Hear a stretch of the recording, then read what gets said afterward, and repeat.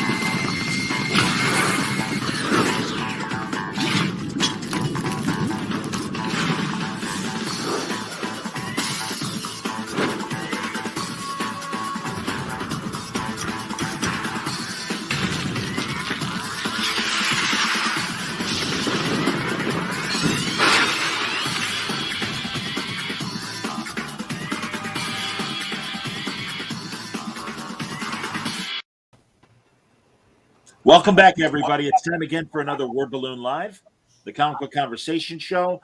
John Suntress here, really excited about today's conversation.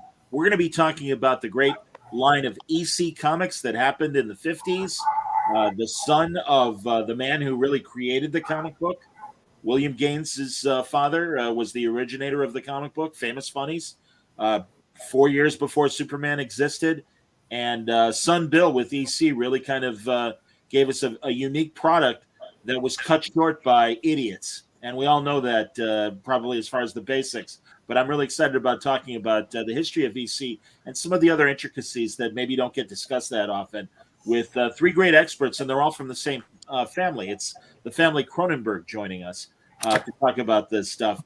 We've got Mike Kronenberg, who beyond his wonderful work for Noir City and Ringside Seat, is a frequent cover artist for Back Issue and the Tomorrows guys. Good to see you, Mike. Nice to see you guys. And Steve Kronenberg, Mike's brother, who writes for Noir City and Ringside Seat, is also quite the comic book expert. And it's always good to have Steve back. Good to see you, Steve. Great to be back, John. Thank you. And the legacy continues with Mike's son, who's joining us. And again, another devotee of EC Comics, and I'm glad he's joining the conversation tonight. It's Nathan Kronenberg. Welcome, Nathan. Thank you. It's great to be here. So I'm really excited, guys, because again, EC, I'm going to say DC probably a few times as a mistake, but EC has certainly, again, I mean, the 70 years later, we still talk about EC and how great these comic books were, and really created for more than just kids. A lot of adults enjoyed EC back in the day. EC, I knew nothing about it when I was a kid growing up. I was a big comic book fan. From the time I was like 7, 8 years old, I was mainly a DC and Marvel guy. And it was the comic book price guide that came out, I believe, in 1979, maybe, or 78, with the cover by Wally Wood, which was dedicated to EC. It looked like one of the sci-fi covers. They designed it like one of the like Weird Science. And Wally Wood created a new cover. And I was just taken with it because inside were these great articles all about EC Comics and the history of EC Comics, with great color plates inside with the covers, showing all the covers from the pre-trend, new trend, and post-trend. And it was written by the guys who Russ Cochran got to write all the back stuff and the backstories from these books, which were the EC library. And in the back of that price guide was an advertisement for Russ Cochran's EC library. And it was expensive for me, but luckily I had a pretty good job working construction at the time. So I saved my money and I bought Weird Science. I bought the Weird Science set. Those are they the blue covers or? The Weird Science was the blue. The science fiction were blue. Horror was red. Shock was red. Okay. But what eventually happened was, as my time as a graphic designer progressed, I eventually started working for Russ. Wow. With my work with Gemstone Publishing, and they were doing Comic Book Marketplace, and they hired me to be the art director and the designer for Comic Book Marketplace while Russ was the editor. And so I struck up, I was honored to do this, and it was like, Russ Cochran, shit, this is the guy who did all the EC reprints. This is great, because I had bought all of the EC library by that time.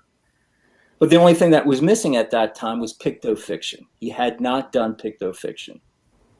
Long story short, I worked with Russ, and he asked me to help him design and produce the Pictofiction set, which is this. That right here. Boom. Look at that. That's wow. 4 volumes of Pictofiction. That's amazing. It took many years. We're talking about like 30 years for Pictofiction to finally come out. How much remastering of the comics went into the production of these hardcovers? Well, here's the story of what happened actually with Russ and how he was able to do this.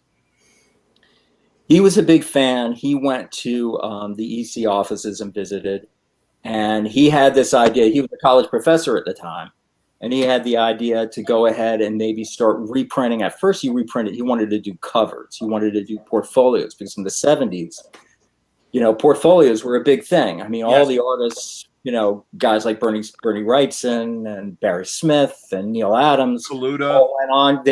Michael Kaluta. Jeff Jones, all those guys absolutely. From the studio, Yes. They all created portfolios. In fact, they left comics. A lot of those guys left comics just to do portfolios. Absolutely. So Russ wanted to do portfolios of the titles, of each of the titles. So he went to the EC offices and he talked to Gaines. He struck up a really good friendship with Gaines. Not so much with Al Feldstein. I can get to that a little later. Al Feldstein did not like Russ. But anyways, he struck up a friendship with Gaines. They came to a kind of an agreement, a business agreement. And probably most people know that William Gaines kept all of the original art. It was all kept in a vault. So what ended up happening was that they came up with the idea to go ahead and Russ would make camera stats of all the original art.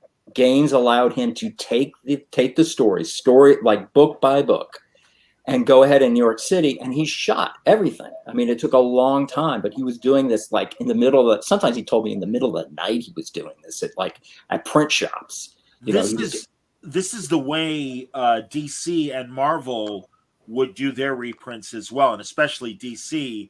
The creation of the 80-page giants started with the same process. Go on. Right. So this is what. I think there was some discussion about doing it in color, but the decision was to leave it in black and white, which was a great decision.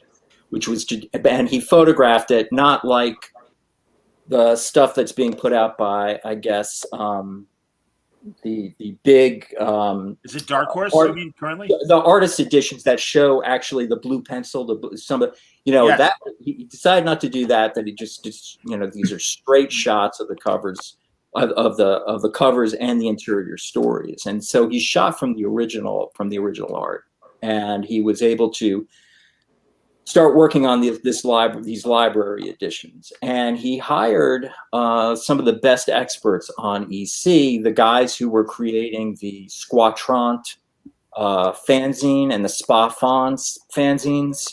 These were guys who were like absolute fanatics on EC. They had interviewed all the artists. They had interviewed Feldstein and Gaines. And so all of this all of the libraries throughout, at the end of each issue, there's great backstories about stuff. There's interviews. There's just great information and trivia. That's what makes these editions so great. Now, I ended up also working and did the EC archives with Russ. He had me design them, and I was in charge of the coloring of the colorists who did it. So, and that ended with Russ, and it ended up going to Dark Horse, and Dark Horse is doing it now. And Dark Horse is now putting out Pictofiction. So that's great. That's great to see. And I've got a couple of Pictofiction covers, but also it's IDW that did the artist editions. Just so correct, IDW did, which I have a bunch of. They're fantastic. That's awesome. Well, Steve and Nathan, I want to get you guys in the conversation. Well, I think it's perfect time for Steve's. That's like a segue to Pictofiction, because Steve can talk about, because he wrote a really great piece about the noir stories in Pictofiction for the Film Noir Foundation's magazine, Noir City. It was also published in the Noir City Annual. So he can talk about that. Well, that article actually germinated between Michael and I. We wanted to come up with something very unique for Noir City, and not necessarily talk about movies, but talk about how EC transcended from the censorship issues that they were having with Congress to creating a magazine that defied the censors, defied the comics code, but still delivered the edginess that EC was known for in their horror comics. So they came up with the Pictofiction magazines. You know, you go back to the history of EC and how EC started, how Gaines developed his horror comics, and how he ended up killing all of his competition, distributing these lurid, fantastic horror covers on newsstands and to magazine stores so that kids would absolutely look at them right away and eye them and just be floored by them. He was attracting readers, mostly kids, who were more than willing to give up a dime for some of these cheap thrills that EC threw at them. Okay? The competitors at DC and Atlas didn't like it, and Congress didn't like it. Estes Kefauver, who was a senator in Congress, was holding hearings. And at the time, juvenile delinquency was a big problem in America. Yes. And like every other issue, instead of everybody looking in the mirror and blaming themselves for what's happening, they had to have a scapegoat. And the scapegoat was horror comics. Oh, these comics are horrible. The covers are horrible. They're bloody. They're gory. Somehow there must be a connection between juvenile crime and reading these comic books, as ridiculous as that was. And the story, of course, involves Frederick Wertham, who was a kind of a quack psychiatrist who came up with this book called Seduction of the Innocent, which contained all this phony evidence about how there was a connection between juvenile delinquency in comics and horror comics. And Kefauver built on that and began to hold hearings in Congress about the connection between juvenile delinquency and horror comics. And he focused on EC because they were the guys that were producing the comics, and they were the ones that were the most popular. If I may, Steve, I've got audio of Wertham, Gaines, great, and also both of them giving testimony to the hearings. WNYC, the New York public radio station back in the day, actually did set up a microphone, kind of like that great scene in Inherit the Wind when you see WGN radio covering what was the fictionalized Scopes monkey trials. Right. And that really happened as well. Here, I got a couple comments. Oh, okay. First of all, obviously, this comic crack saying corrupting the poor children. And, and Scott Connor says, good evening. Good evening, Scott. So right now, let's listen to, first you'll hear Frederick Wertham, and it's great because it sounds like it's taken from a newsreel or whatever, but his warnings, and then we cut to Gaines, and then hearing them both in the testimony. The real question is this: are comic books good or are they not good? If you want to raise a generation that is half stormtroopers and half cannon fodder with a dash of illiteracy, then comic books are good. In fact, they are perfect. Just a very short while ago, an 11-year-old boy committed a holdup in California and killed a woman of 42. And when the police came to arrest this 11-year-old boy, his older brother, who's 20, said, if you want to know the cause of all this, here it is. It's these rotten comic books. Cut them out, and things like this would not happen. It is my opinion, without any reasonable doubt, and without any reservation, that comic books are an important contributing factor in many cases of juvenile delinquency. The Senate Subcommittee on Juvenile Delinquency had as a prime witness Wertham. Now, as soon as I heard this thing was formed, I asked for permission to appear. 2 decades ago, my late father was instrumental in starting the comic magazine industry. He edited the first few issues of the first modern comic magazine, Famous Funnies. Famous what? Funnies.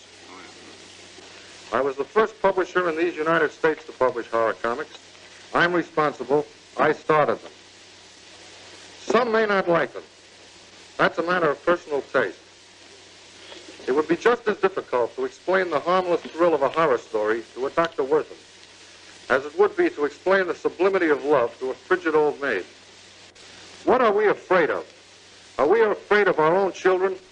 Do we forget that they are citizens too, and entitled to the essential freedom to read? Or do we think our children so evil, so vicious, so simple-minded, that it takes but a comic magazine story of murder to set them to murder, of robbery to set them to robbery? So there you go, guys. There's a good clip of both sides in this ridiculous hearing that sadly had teeth. I also find, and Nathan, I want you to, if you want, Nathan, again, you haven't had a chance to talk. Give us some thoughts on what we've heard so far.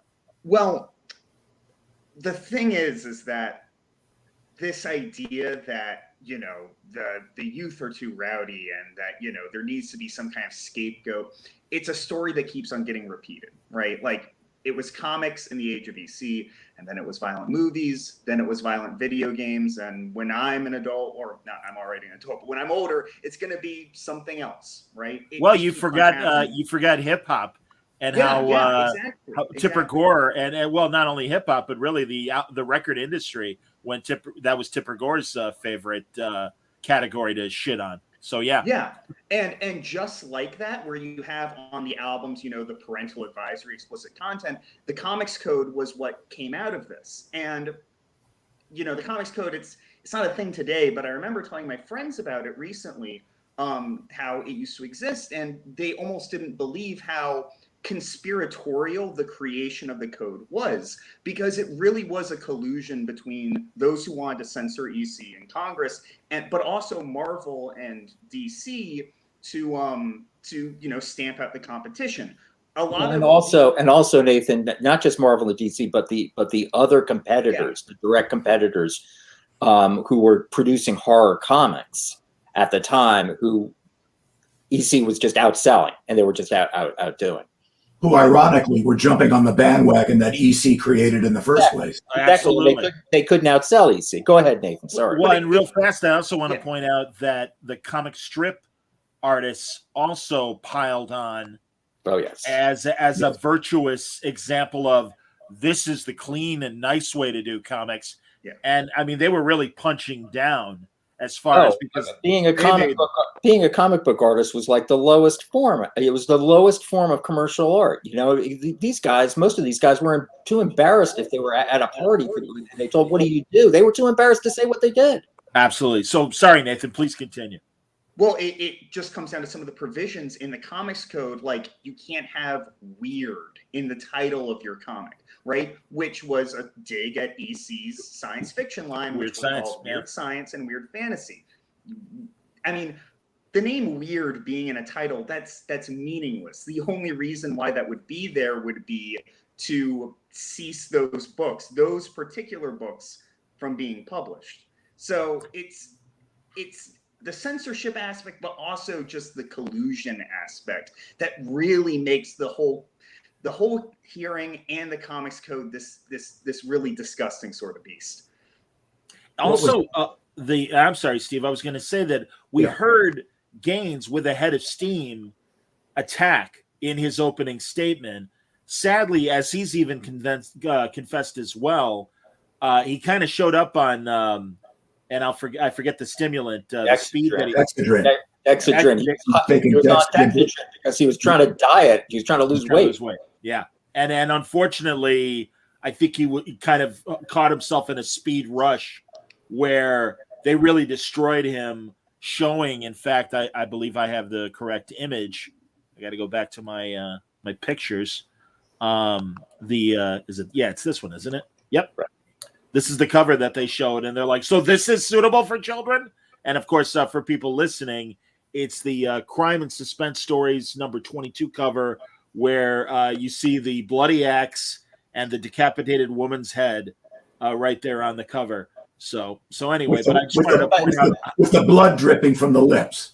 Right, and drawn by the great Johnny Craig, by the way, which my favorite EC artist. Absolutely, I love that. Steve, what we talked about in our previous conversations about like what Gaines said about that cover. You know, how he made his distinction about what would make that cover really bad. Well, the problem with that was that by answering that way, he played right into Kefauver's hands, because Kefauver is holding this cover up and he's saying, "Do you think that this is in good taste?" And instead of answering and saying, "Who cares whether I think it's in good taste or whether you think it's in good taste? Nobody is the arbiter of good taste. Art is subjective, okay? A kid might want to look at that rather than a Norman Rockwell cover on the Saturday Evening Post. And who are you to challenge that?" But instead, he kind of hemmed and hawed and faltered and stumbled and said, "Well, maybe some people might think it's in bad taste, but maybe if he held the head up higher and there was more blood dripping from the lips and more gore dripping from the neck, and if the hatchet had more blood on it, maybe that would be in bad taste." Yeah. Instead of just saying, "Who cares what anybody thinks about taste? It's all subjective." There's a lot of Monday morning quarterbacking about Gaines' testimony, including himself. You know, whether that would have changed anything, though, I doubt. As Nathan brought up, you know, it wasn't just Kefauver who was after him; it was the other comic book publishers that were after him. It wouldn't have. I mean, as Nathan said, the Comics Code was absolutely ridiculous. But because Congress couldn't constitutionally censor Gaines, the industry piled on and formed the Comics Code. And getting to Pictofiction, Gaines and Feldstein wouldn't go down without a fight. They said, "Okay, we won't make comics anymore. We'll make magazines.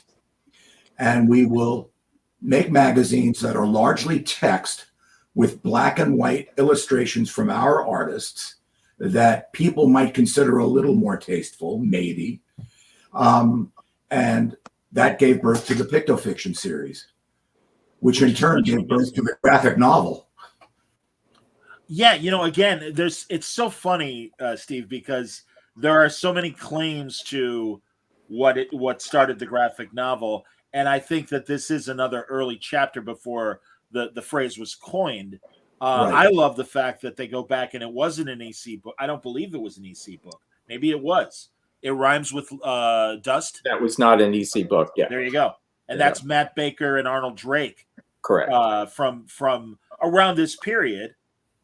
But and a great little, you know, I think it was was it late 40s, Mike? I think it was late 40s. It was either right before Pictofiction or right around Pictofiction. You know, I mean, there's so many arguments about what was the first graphic novel, but whatever the case, what Pictofiction was definitely the groundwork of what became graphic novels. And because of the art, these great artists also that were working on it. Absolutely. John, you were showing an image from The Lipstick Killer. Yes, indeed. Was something that Michael and I focused on in the article that we did for Noir City because of its connection to Fritz Lang's 1956 film Noir, While the City Sleeps. I love that movie. Go on. Yeah, it's a great movie. The Lipstick Killer in the Pictofiction book is in shock number 2, and the interior, the cover is fantastic. It's drawn by Rudy Nappy, who was a freelancer who really, that represented the only concession to color in the Pictofiction books. The color covers that Nappy did were fantastic. Reed Crandall did the interior illustrations, but they're very noirish. If you're a fan of film noir, Pictofiction has got to be on your must-read reading list. And you can see the illustrations that Crandall did, that illustration and others, just drip with paranoia about this young guy who can't help himself. He's got to invade the homes of young nubile women, kill them, write messages on with their lipstick on their mirrors. And also, as I don't know if you can see it, I don't know if it shows, but he also likes to pick through their lingerie drawers. And there are some illustrations where there's an open drawer and a piece of lingerie sticking out. And it involves, a lot of it is a psychological study about this particular young man and why he's doing the killing and the problems he's having when he goes to prison. And in 1956, Fritz Lang directed While the City Sleeps about a guy who does the same thing. And he's known as the Lipstick Killer. And he's played by John Barrymore Jr. And there he is right there. And he's got the same problem. He has this fetish for breaking into the homes of young women, posing as a delivery man or posing as some sort of postman, and murders them and has the fetish for the lingerie. And he's called the Lipstick Killer. And in one scene, we see him reading a copy of Tales from the Crypt number 32. That's what he just showed. He's holding that Tales from the Crypt. He's holding Tales from the Crypt number 32. And when he drops it, it becomes a fictional comic known as called The Strangler, which never existed. But there he is holding Tales from the Crypt 32. Yep. And also, by the way, great movie, While the City Sleeps. Yeah. Eddie Muller, of course, has featured it many times on Turner Classic Movies. And I'm a massive Dana Andrews fan. And I also like these movies that revolve around newspapers as well, especially in that period, because unfortunately, as newspapers, crumble to non-existence, people forget how vital they were. Deadline USA with Humphrey Bogart. Absolutely. All the great, 30, the Jack Webb movie from the late 50s, early 60s with William Conrad. No, and really, you could just keep going with various films that revolve around newspapers. But they really, they were kind of the lead media of the day in the 50s because television hadn't become sophisticated enough, and radio, while very vital as well, just didn't have the penetration the newspapers did. And again, we're all old enough. I don't know if I'm including Nathan in this, but riding on the subway after work, and literally everyone on a subway car or a bus, anywhere where you can stop and do something else, their heads were all buried in the newspaper, because not only would you have the morning edition, but even afternoon and evening editions of papers. And it was this kind of true crime stuff that a lot of times was the leader of the day. So that's why, you really do get a sense of 1950s life in this edge of the city and everything. And exactly what you're talking about. Dana Andrews plays a reporter, and he's the star of the movie, and his character is the lead character, and he's the one that comes on television and delivers this message to the Lipstick Killer saying, "We know who you are. We know you read the comic books, or the so-called comic books." So there's that comic book reference again in While the City Sleeps that Dana Andrews is delivering to him. So you've got this meld of comic books, newspapers, lurid crime, television. All of it. All of it. And the interesting thing is neither Gaines nor Lang knew about each other's work. Lang didn't know anything about the Lipstick Killer and the Pictofiction books. Gaines didn't know anything about While the City Sleeps until he saw it in 1972, 16 years later. which is really interesting. You'd have think that they would have known about each other. Yeah. They did. There was no Turner Classic Movies back then. Right. No. Right. Another movie of the era that I always love to look at, and a little misogynist now, but I mean, and what are you going to do? I'm just throwing that out there. So if somebody young watches and like, my God, but the Martin and Lewis comedy that was directed by Frank Tashlin, Artists and Models. Oh, that is actually the only Martin and Lewis movie I actually really like. And that one, what's funny about that one is what John's going to talk about, which is it is all about comics and like how horrible comic books are. And Jerry Lewis plays this character that supposedly he's insane. He's kind of crazy. Man-child. Because he reads comic books. And Dean Martin is an artist. And he's embarrassed to even admit what he does. Well, and also Jerry Lewis could have been a character in an EC comic. He was a character in a DC comic. He had his own series. It's they break into writing for and drawing for a comic publisher who is all for violence and sex in his comics, and he even has a character called the Bat Lady, and a very young Shirley MacLaine plays the model for the Bat Lady, and the beautiful Dorothy Malone also in there as another artist that Martin is trying to pursue romantically. But it's such a great movie. I think it's hilarious. It's such a great satire because it's not a, oh dear, kind of thing. But John, the way the comic book publisher is portrayed, he's portrayed like this scumbag, like some crooked boxing promoter who's in with the mob. I mean, it just shows you how the mindset of how people looked at comic books, Yes. It took a long time for comic books to get past that. It took many, many years for comic books to get past that. But that was the thought. It was in the gutter. Nathan, you're going to say something. Well, I just to bounce off of that, I just kind of echoing the same sentiment is I'm thinking about that image of Wally Wood where he's in his apartment and he's, it's near the end of his life and, it's this ratty apartment and he's in these old clothes and he's got like the pay stubs of some of his original art and he's just, he's there on a typewriter. And, I think that it's not controversial to say that Wood is one of the greatest comic book artists of all time. I think for me, he's the greatest comic book artist that ever lived. I love Jack Kirby. But I think Wally Wood, and Jack Kirby, I'm not lessening Jack Kirby. Right. Wally Wood is my all-time favorite comic book artist. It's the Buster Keaton, Charlie Chaplin debate. Yeah, exactly. Right. Different muscles and equally genius. Yeah. But the fact that that's where he ended up at the end of his life, it's a real tragedy. And I think it's a combination of the perception of comics for so long, but also how in the early days of the industry, the people who were running the publishers, the people at the top, they were, the artists and the writers who were treated like sweatshop labor, Absolutely. They were paid shit. It was a bad gig financially. Well, a lot of them were forced to create a house style, but Gaines was different. He allowed each artist to develop his own style. He didn't insist on a house style.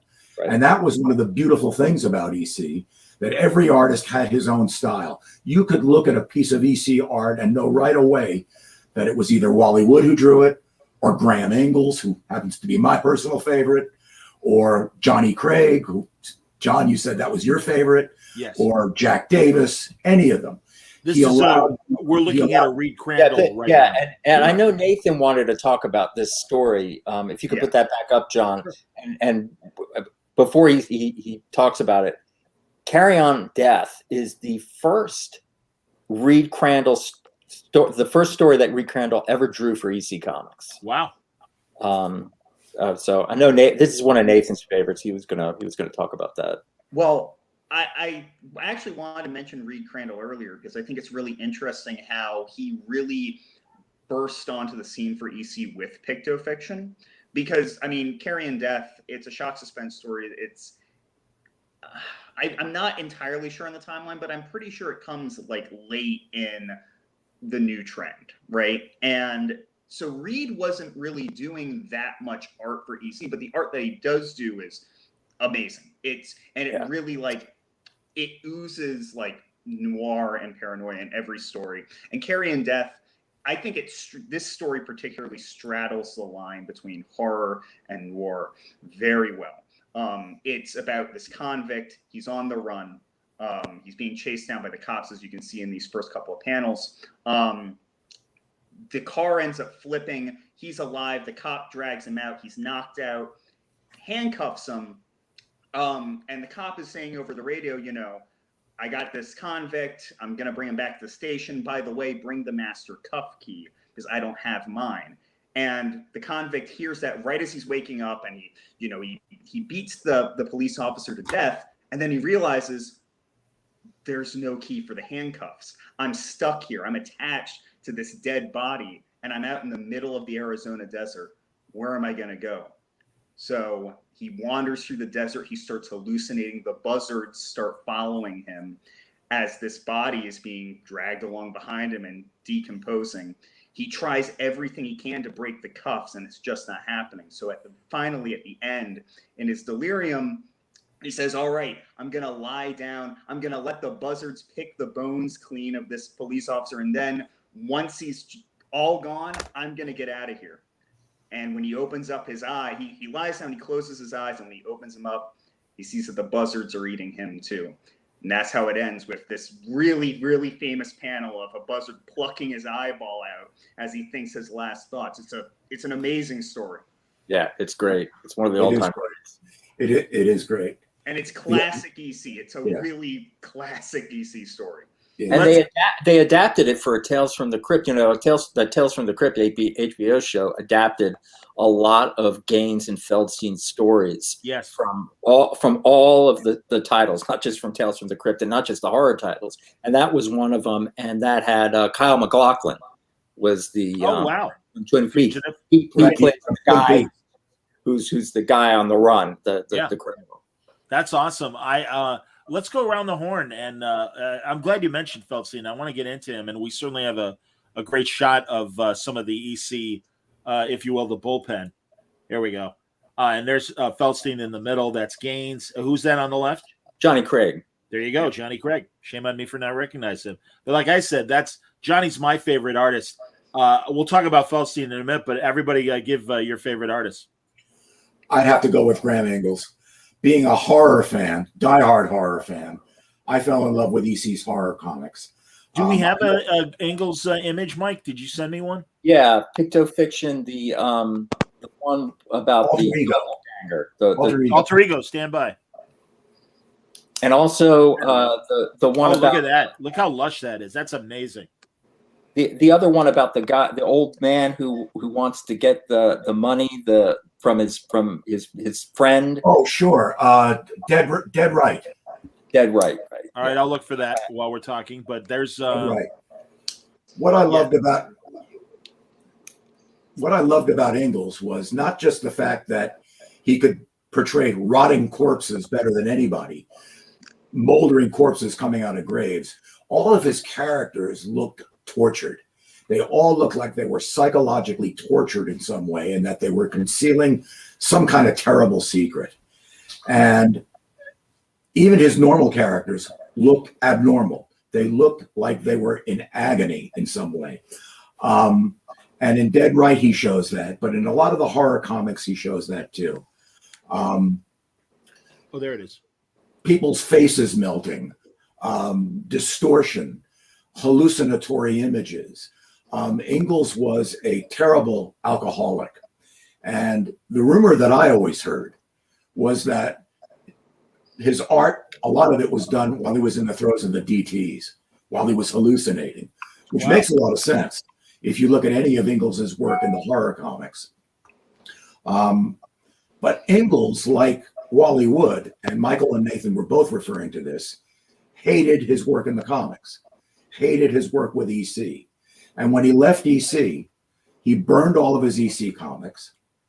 He taught a few art lessons privately in Connecticut and then in Florida, where he finally moved to. And fans were rushing to see him. He didn't want to talk to anyone. Wow. He didn't want to be interviewed.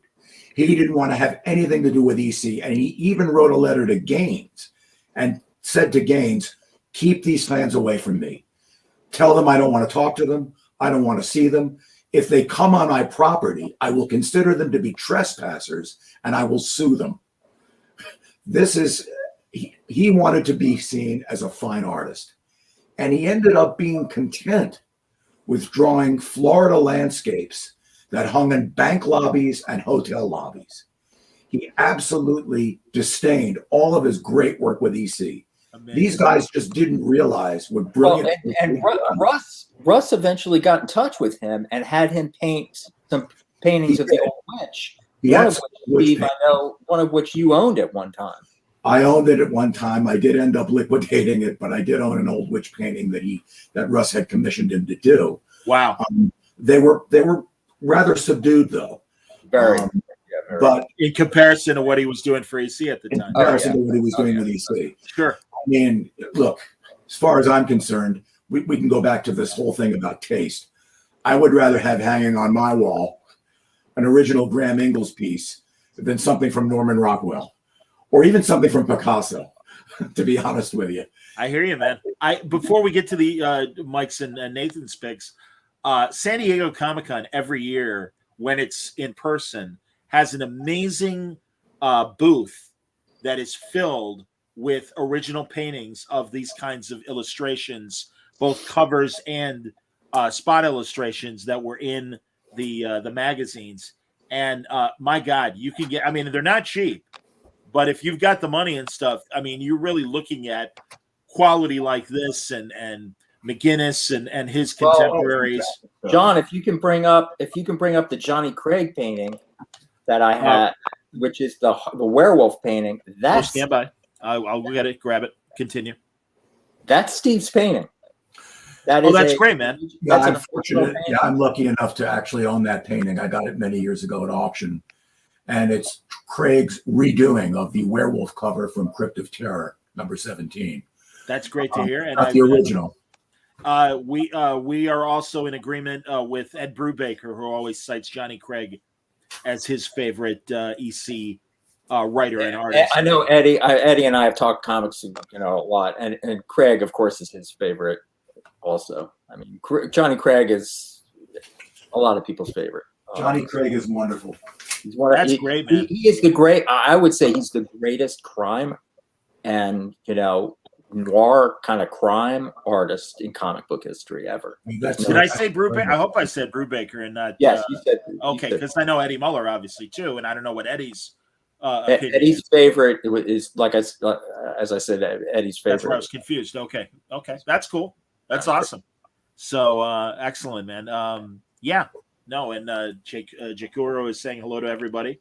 And that's good to see you, Jakuro, because I know you're a big fan of the finer art of comics, based on your Hugo Pratt icon right there. So pretty cool. So yeah, Nathan, who's your favorite EC artist? So I'm in agreement with Steve. I love Graham Ingles' work. And I think that I could repeat everything that Steve just said, but also I just want to add that there's just this layer of gothic horror that Graham Ingles captures so well. And when you look at so many of his stories, they're taking place in like Victorian times, or they're taking place in, the medieval era. And even if they're not, it still feels that way because everything is just so dark. All the faces of his characters are almost nasty to look at.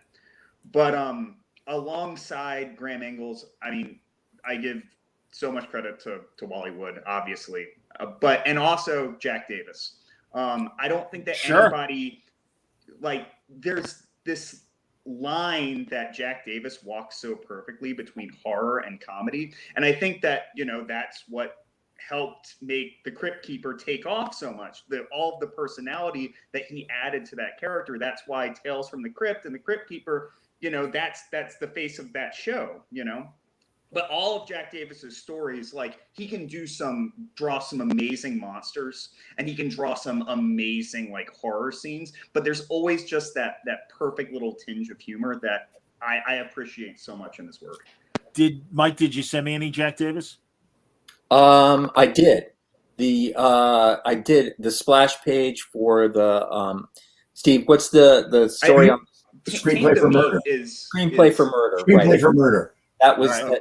that was his Pictofiction splash page, which is an amazing splash page. It's an amazing As splash with page. all of Davis's work, there's so much going on, so much amazing stuff, and I'll talk about Wally Wood when I get my chance. But that was similar to Wally Wood. There's just filled with things, but Davis's There it that is. splash page has got a ton of stuff going on in it. All right, I'll have it up in a second. No, I agree with you. Here we go. Boom. Yeah. That's great. Yeah, Yeah, look at again. Well, and Jack Davis, obviously, then, many of them can. Well, I shouldn't say many. You guys will tell me how many of these guys stayed with Gaines when EC went away. Well, I can talk about obviously Feldstein and Davis are immediate examples. Well, Ingalls continued with Pictofiction, as we know. Okay. Most of them did. I don't want to digress. I don't know if anybody can see this, but this is a game. This is a Ingalls Hold cover. on. Stand by. Hold on, Steve. I'll solo I'm you. holding it up. I don't know if you can see it. Yep, we can see it now. Keep Okay. holding it up. There you go. That's great. just the sense of distortion and the facial expressions and also everything that's going on in the picture. Fantastic. But I'm sorry, go ahead. So Wally Wood, he's my favorite. I love Wally Wood. He could draw anything. Okay, he could draw. Maybe he wasn't as adept at horror as an Ingalls or a Davis, but his ability in science fiction was unbelievable. I mean, you'd open up pages of his work for science fiction and the spaceships and all that was going on, the intricacies, his ability to draw people, and his absolute ability of composition in a panel and how to work panels. To me, he's the most diverse artist. He can do so much. There was a title called Valor that EC did post-trend. And his work in Valor, which is a lot of historical stuff, the Romans and gladiators and Knights in armor. Yeah, correct. It's just stunning work. Yes. Williamson is also Al Williamson's, and I was going to say that probably my close second would be Al Williamson as an artist because I loved his work. It was fantastic. But Wood is, for me, is the consummate comic book artist. He loved his art. He loved being a comic book artist. He loved expressing himself as a comic book artist. I don't think he ever was embarrassed about being a comic book artist. Clearly not, based on a lot of his designs. He's the guy who gave Power Girl her generous chest. And that was my But that was my introduction to Wally Wood. When I was a kid, my introduction was All Star Comics. Was the All Star Squadron that he did. Yeah, he and Jerry Conway and Keith Giffen. And when Keith Giffen was willing to be interviewed, that's one of my favorite interviews I got to do very early on in Word Balloon. And yeah, man, I mean, Woody would be criticized for, hey, you're making her breasts too big, and he'd make them bigger. Well, he'd do it. Well, look, Rick Estrada was the penciler, and you looked at it, and it was a Wally Wood inked it, and it was like, wait, Wally Wood drew that. That's not Rick Estrada. Absolutely. I mean that. No one could draw beautiful women better than Wood. Yeah, right. And if you bring up Came the Dawn, you can see which. John, if you can pull up the splash page Came the Dawn, sure. Which is one of the all-time great noir EC stories. It's phenomenal. It's a phenomenal piece. But again, he drew amazing women, but he was just, look at all the stuff that's going on in that opening panel. I mean, and even throughout, he was an incredible artist. He suffered for his art in so many ways, not dissimilar from Steve Ditko. Ditko had his philosophy about things, which political philosophies, and certainly Wally Wood didn't have any political philosophies, but he fought for what he believed in, Wally Wood. And Nathan brought up this photograph, and I had actually tweeted it because I tweeted it the day that Wood's cover art, this cover art. Hold on one second. Sorry, I'm like juggling. 1 minute, and I'm going to single Mike out. There we go, Mike. Go ahead. Art for classic. shock suspense stories, which is one of the most famous EC covers.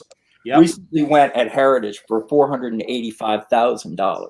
Well, you can appreciate that, definitely. See, there you go. Thank God, man, because we'll always bring up jerks like Lichtenstein, who was able to recreate people, including EC people like Russ Heath, and sell his recreations as fine art. Yeah, but he got that. He got that money. Unlike Wood, and what I did was when that happened. I mean, the first thing I thought of was the image that Nathan was talking about. It's a photograph. I'm sorry I couldn't have shared it, but it's a photograph of Wally Wood in 1981, which was the year he committed suicide. Yeah, and he's in this room and he's on what looks like a cot practically, and as Nathan pointed out, he's got like pinned to the wall, he's got some of his original art, and he's on a typewriter and he's got a cigarette dangling out of his mouth, and it's just this. I juxtaposed the cover, that shock suspense cover, and just said, this went for $485,000, in 2021. This is Wally Wood, the artist, in 1981.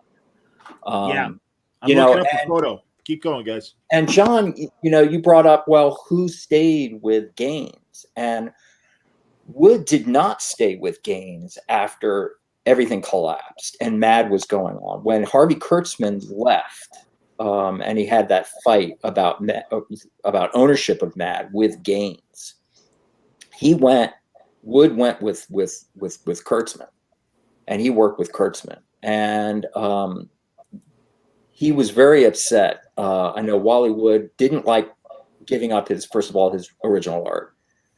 However, I mean, I know that all of the artists were paid well by Gaines. That was the other thing. The reason Gaines had the best artists was because he paid the best rates, and he also kept all of the art.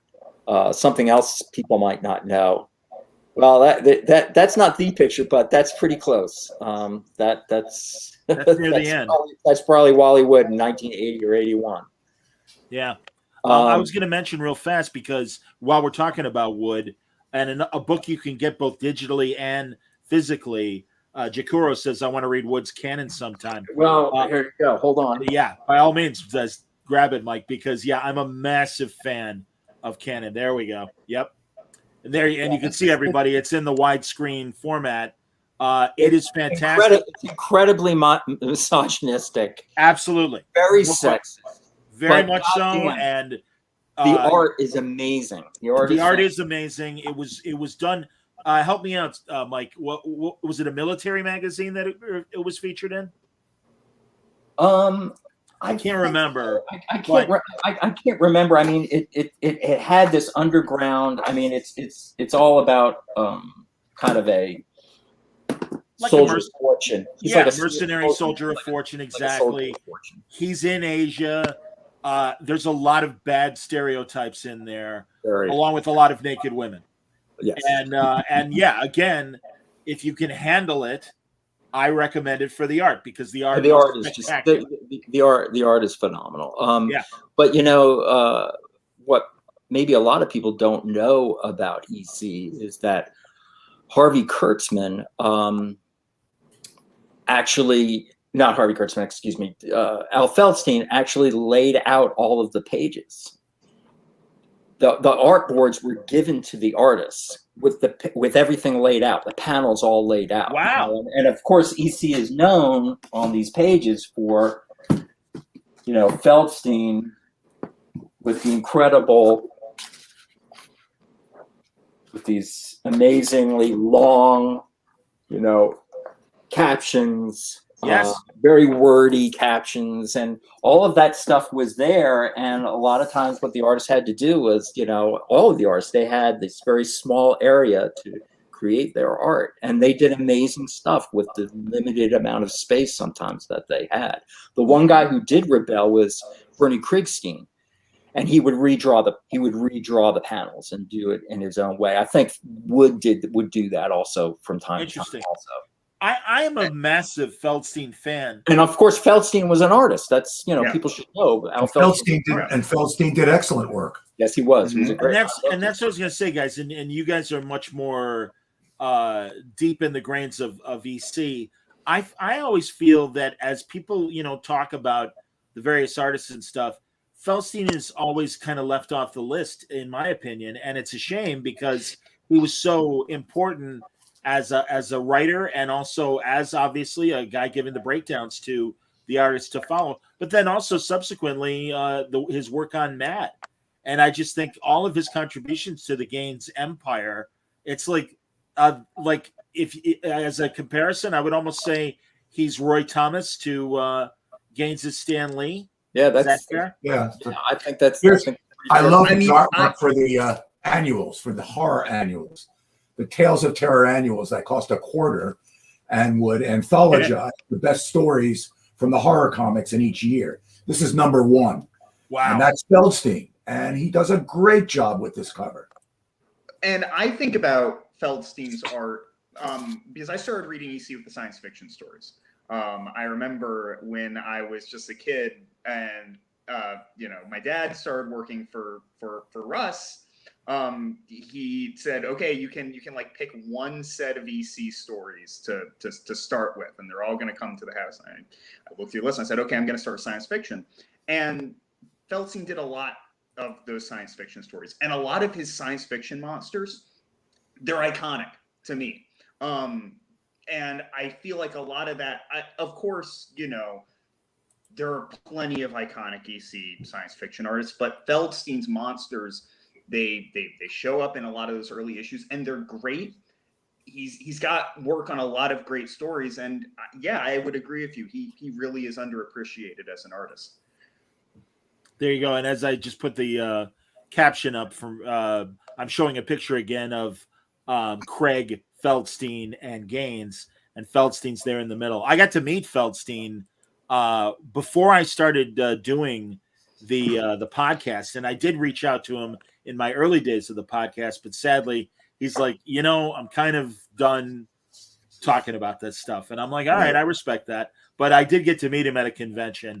He and Russ Heath were the two EC veterans that I got to meet and talk a little bit about their work. But yeah, I mean, and also I want to point out with recent Marvel television featured in WandaVision and maybe in one of the other movies or things, but Randall Park played Jimmy Woo, and Al Feldstein created for Atlas, right, the secret agent Asian character Jimmy Woo. That's who right. Fought the Yellow Claw.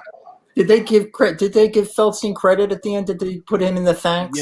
I'm not certain of that, and I would love to. Seeing his name. I'm going to have to go back and look at the credits and see that because they always shrink the credits at the end of one of those episodes. Oh, on it's Disney ridiculous! Plus. It's ridiculous. It's ridiculous. But before we get off Feldstein, I worked with Feldstein. Tell me about that. That's awesome. With Russ, and I was telling the story how he didn't like Russ. But Feldstein did not trust Russ. He did not like the fact that the artists himself and all of the other artists were not getting a cut of what he was publishing. He felt that you're doing these reprints of all this work. You need to give a cut to the artist. And I think he wasn't just talking about himself. He was thinking about all of the guys who worked, all the guys who work for EC, all the artists who work there. Because I'm sure Feldstein and Gaines were getting some kind of cut. We're getting something. I know Gaines, whether Feldstein was or not, I don't know. Well, if he was working on the project, I would assume that he was getting something for his work. Well, he was with. I mean, at this time, he was with Mad. He was the editor at Mad. So, I mean, I don't know that for sure if he was making, but he didn't like Russ. He didn't trust Russ. Interesting. Wow. And Russ was desperate to get him on with the EC archives when we were doing the EC archives.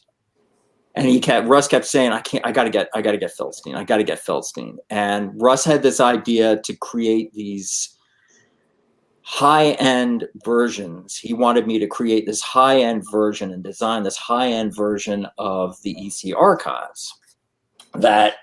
And he wanted me to create it, and I showed it. He wanted me to show it to Feldstein and try to convince Feldstein to come on board and to do these signings.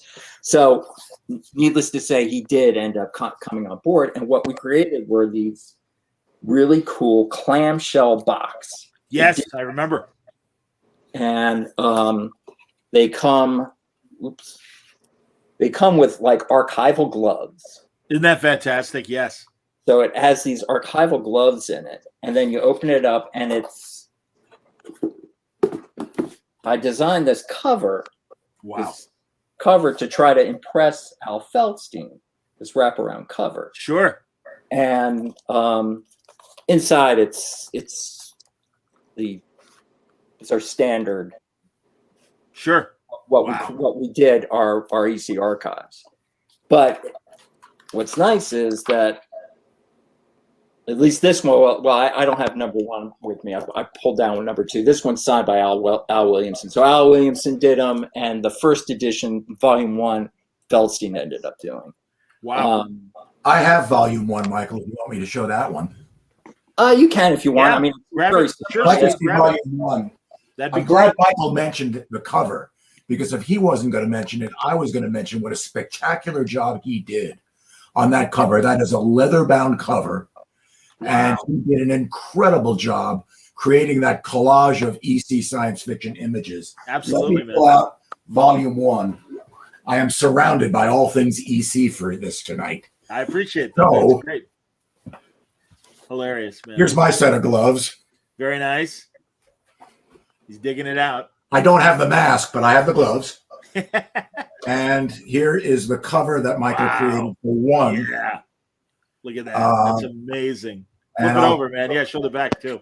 Yep. Can you see it? Oh, yeah. Absolutely. No, that's amazing. My hands man. aren't covering it up. That's all right. No. You're good. Absolutely beautiful work.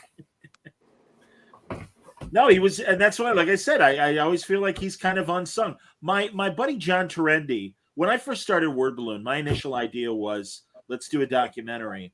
And I got to interview a lot of people on video with John. What inspired me to do it was John does have somewhere in his closet. He's a great guy, but the things he shot and not made available, I have no idea what he wants to do with this stuff. If he's hoarding it to, I have no idea. But he did an amazing hour-long Al Feldstein interview at a convention well before I even thought of Word Balloon. And it's one of the things that I'm like, well, if I'm going to do anything, John knows what he's doing, and John's going to be able to ask good questions as well. So, yeah, I mean, again, I'm such a Feldstein fan. So, yeah, Scott is very impressed with your volumes, guys, and I'm sure we'll be going to Amazon and discover if anyone is willing to sell it the hundreds of dollars that it now costs. They are great. But, you're talking about Feldstein as an artist, but as a writer, he was just tireless. Just one story after the other. He was their go-to guy for the writing. And he wrote some great stories. I mean, he lifted some material for other writers. He got into that controversy with Ray Bradbury, which many people may or may not know about, where a lot of his science fiction stories were directly pilfered from Ray Bradbury's tales. But Bradbury was great about it. Bradbury woke up to it, or somebody told him about it. And he went to Feldstein and Gaines, and he said, listen, I know you guys are using my stories.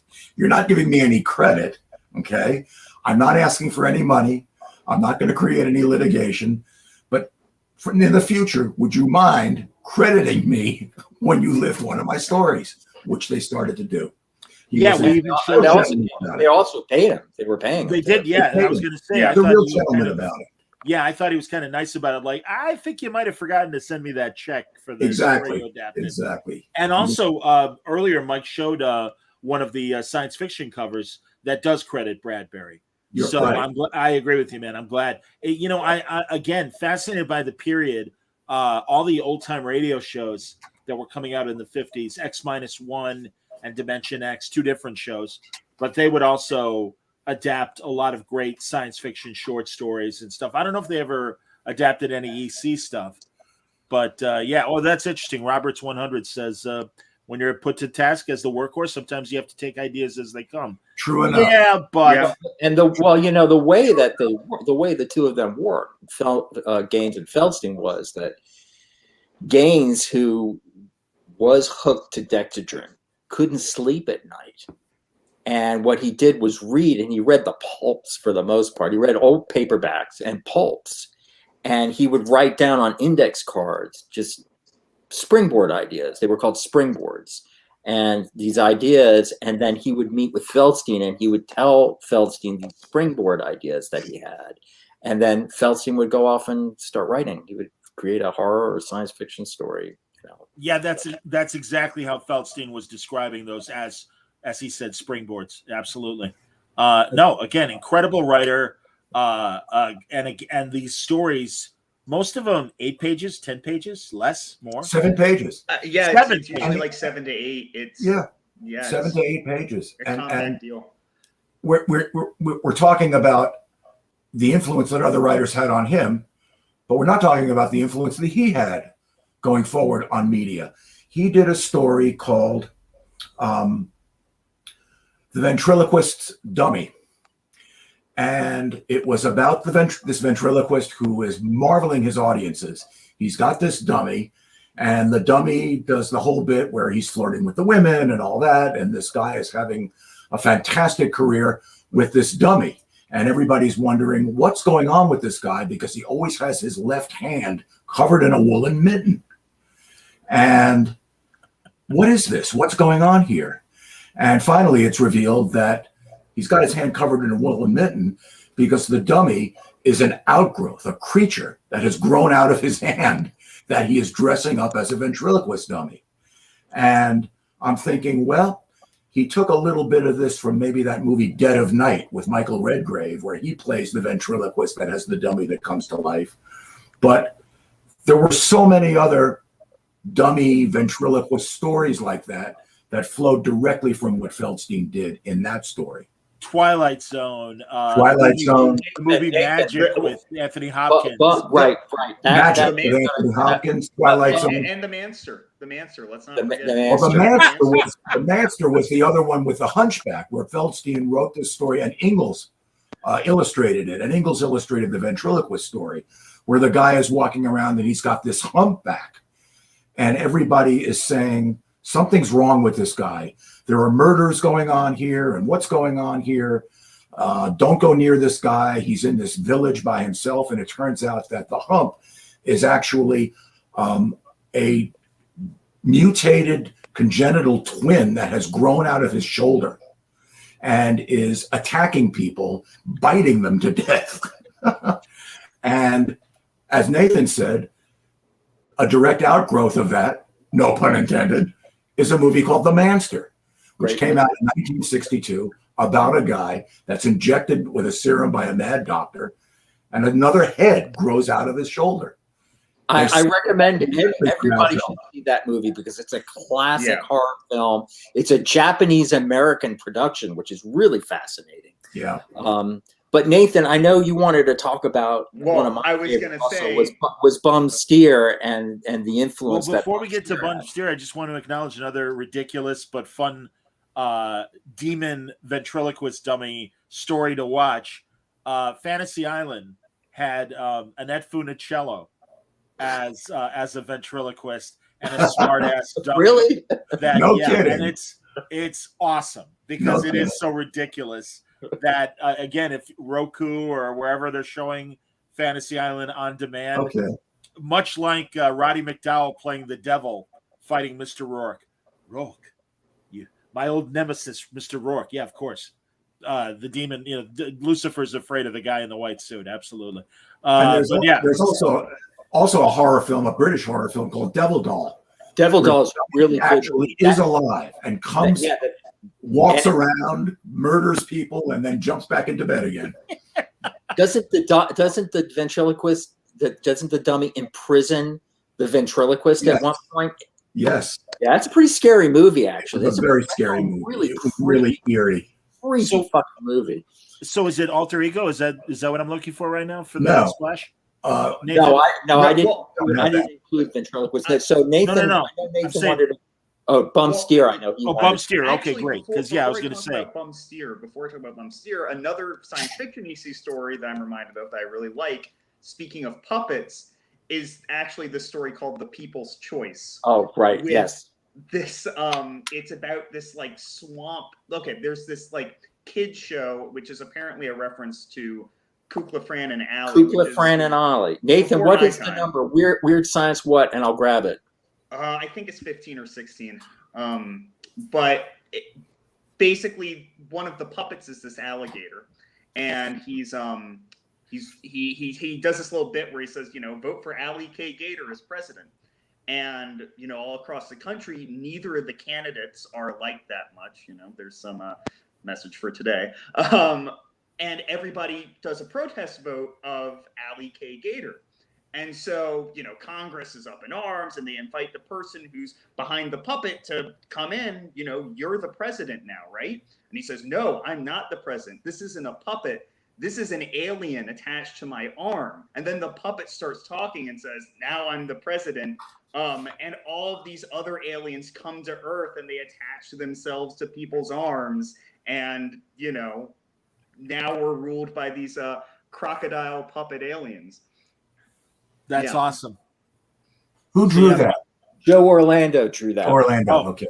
Once again, another genius. Yeah, Joe Orlando. Yeah, I mean, you can talk about Joe Orlando and what he did at DC too. I mean, the amazing things that happened with Absolutely. him. No question. As an executive editor and stuff. Yep. But Bum Steer was another one I know, Nathan, you wanted to talk about, which is... I think I got that up here. If not, I will grab it. Bum Steer is my favorite EC story.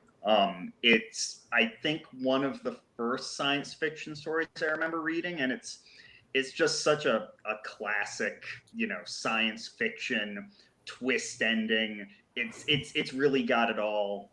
It starts with this cowboy. He's out on the range. He gets captured by this horse-like alien and thrown onto the spaceship with all these other guys who they're all being taken to whatever the alien's world is. And the aliens start treating them really nice. They start feeding them all this food. And the whole time, the cowboy, he's really suspicious. But everybody else is just going along with it, and they're stuffing themselves. And finally, they land on the planet. And this beautiful woman shows up, human woman. And she says, guys, right this way, behind this curtain in this other room, there are all these beautiful women, courtesy of these aliens. It's a real party on the other side of this curtain. Come on. And they're all about to follow her. And the cowboy says, wait, I know what's going on here.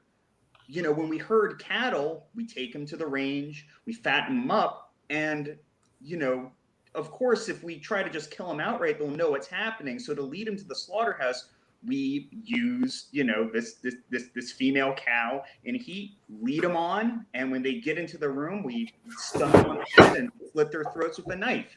And all the guys are like, no, that's crazy. There's no way that's what's going to happen. Sure enough, they follow the woman behind the curtain, bonked on the head with a hammer, throat slit with a knife. It's just this classic science fiction EC story. And Wood's art, Joe Orlando's art is incredible. It's really, really top notch. It's a great story all around.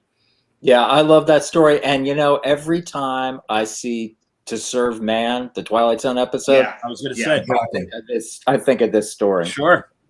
When I first read it, and I was like 15 when I first read it, because that's when I got those EC libraries. And I read this, and it was like, oh, that's that Twilight Zone episode. So I don't know if they were influenced by that or not, but I certainly think about it. Absolutely, man. No, that's great. I love it. That's wonderful. Again, this is the great thing about EC, and truly, these stories hold up. They're 70 years old, and they really hold up. Oh yeah, you could go, and I don't. We probably don't have time, but I marked like 5 stories and shock suspense stories. Now, shock suspense stories was a mixture of stuff for EC. They had like horror, science fiction. Well, actually, that's Shock Illustrated. Oh, that's Shock Illustrated. So like Squeeze Play, if you want to bring up Squeeze Play. Sure, I've got it. Squeeze Play is the only story that Frank Frazetta illustrated. Oh, there you go. And you can see Frazetta inked Al Williamson quite a bit because they were close friends. But this is the only story that Frazetta actually drew. And this is a pretty much a noir story. It's about a guy who's it starts out with he's murdered his wife because his not his wife but his girlfriend, who he's gotten pregnant, and how he's trying to get away from that. He throws her off. Actually, he throws her off a roller coaster. This is like Coney Island, and he throws her off a roller coaster and kills her, and everybody sees it, and they're after him, and he's trying to, mingle among the big crowd on the beach. And what ends up happening is that he can't swim, and he goes out. He sees these women, these attractive women. He's trying to mingle with them so that the cops don't see him. And the women lead him out. They say, come on out into the water and swim with us. It's like, I can't swim. And they pull him out into the water. And then they see their dates, and they just leave him out in the water, and he drowns. You watch him drown. You actually watch him, Frazetta shows him drowning in the underwater. So, it's almost like a bit like the Tarantino film where the women get the revenge with Kurt Russell. Steve. Death Trap. Death Trap. Yeah, the ending is almost like Death Trap. Yeah. Part of the Grindhouse feature. Right. So, but the other thing is that shock suspense stories was known for were the preachies. Yeah. Were stories about racism and anti-Semitism. There's a lot of stuff about police corruption. There's one story in particular about a hit and run that occurs in one of the early stories. Beautiful Wally Wood story. You want to talk about a great noir opening? Look at that street scene by Wood. Yeah. A guy passers by, and he comes across a woman who's been injured very badly in the street. He doesn't want to move her, and it's in the middle of the night, and he has to go try to find help. He doesn't want to move her, doesn't want to do anything, and he's going down the street, and the cops happen along. And they see the woman, and they see him driving away, and they go after him. And what ends up happening is they detain him. And no matter how much he tells them, I didn't have anything to do with this. I'm trying to help. I was trying to look for help, and they don't believe him. The police chief, doesn't believe him. And they end up trying to beat a confession out of him. And they do. They beat him till he confesses, and he didn't do it. And what ends up happening is that there was a headlight that was busted. That was at the scene. They see busted glass at the head. There's a headlight, and that guy's headlight was busted. But he said, "Oh, that was busted a long time ago." But what you would see at the end is that the police chief is the one who hit her and killed her, and he is replacing his busted headlight at the end of the story.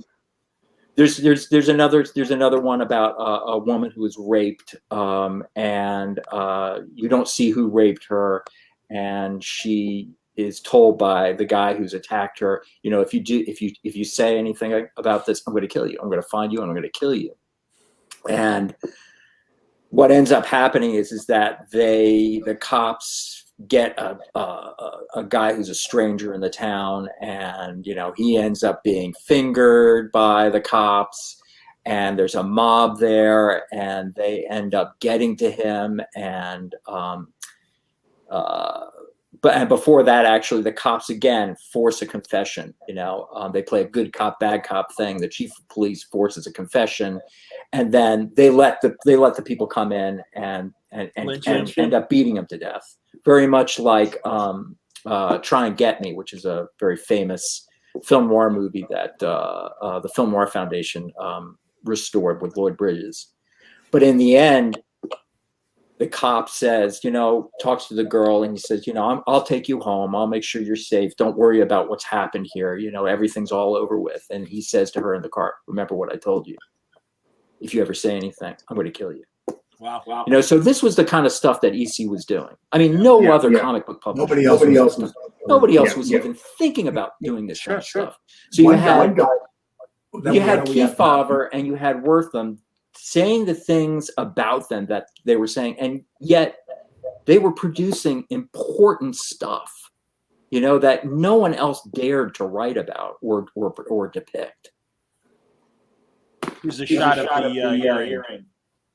And you can see that Gaines there on the right, and the Senate Hearing Committee there on the left.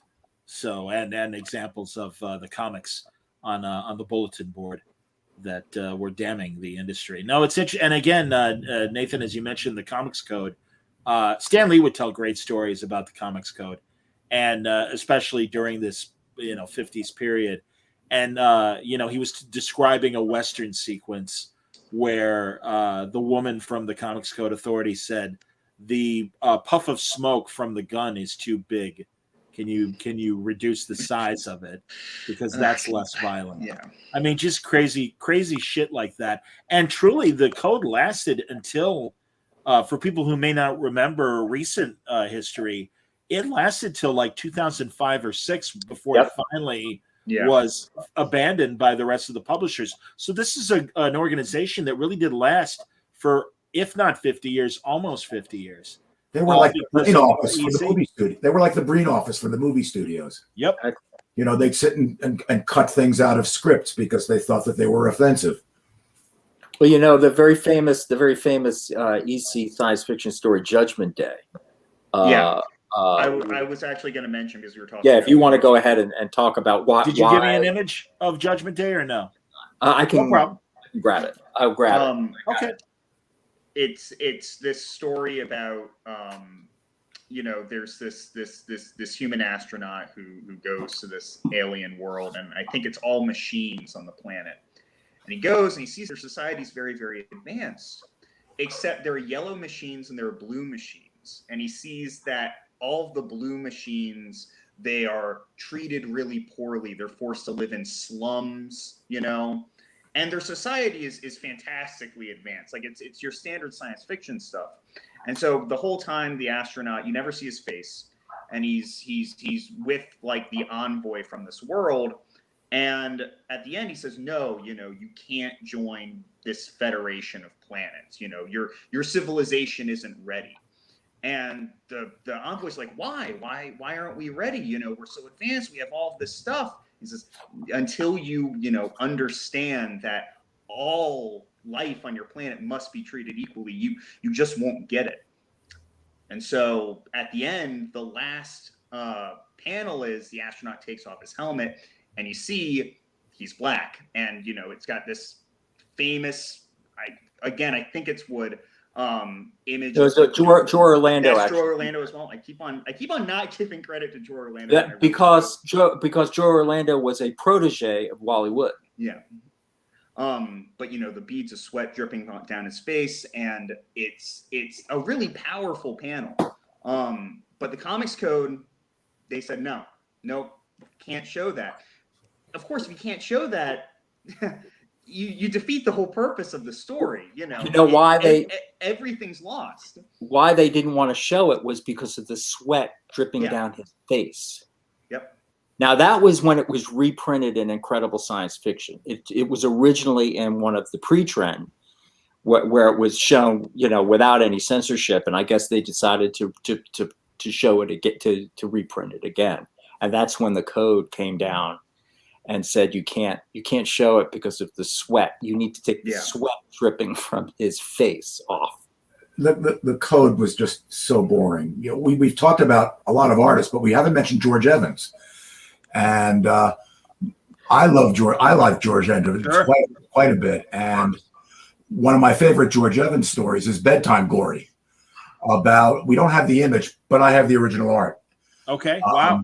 I have the story, and Bedtime Glory is a great story.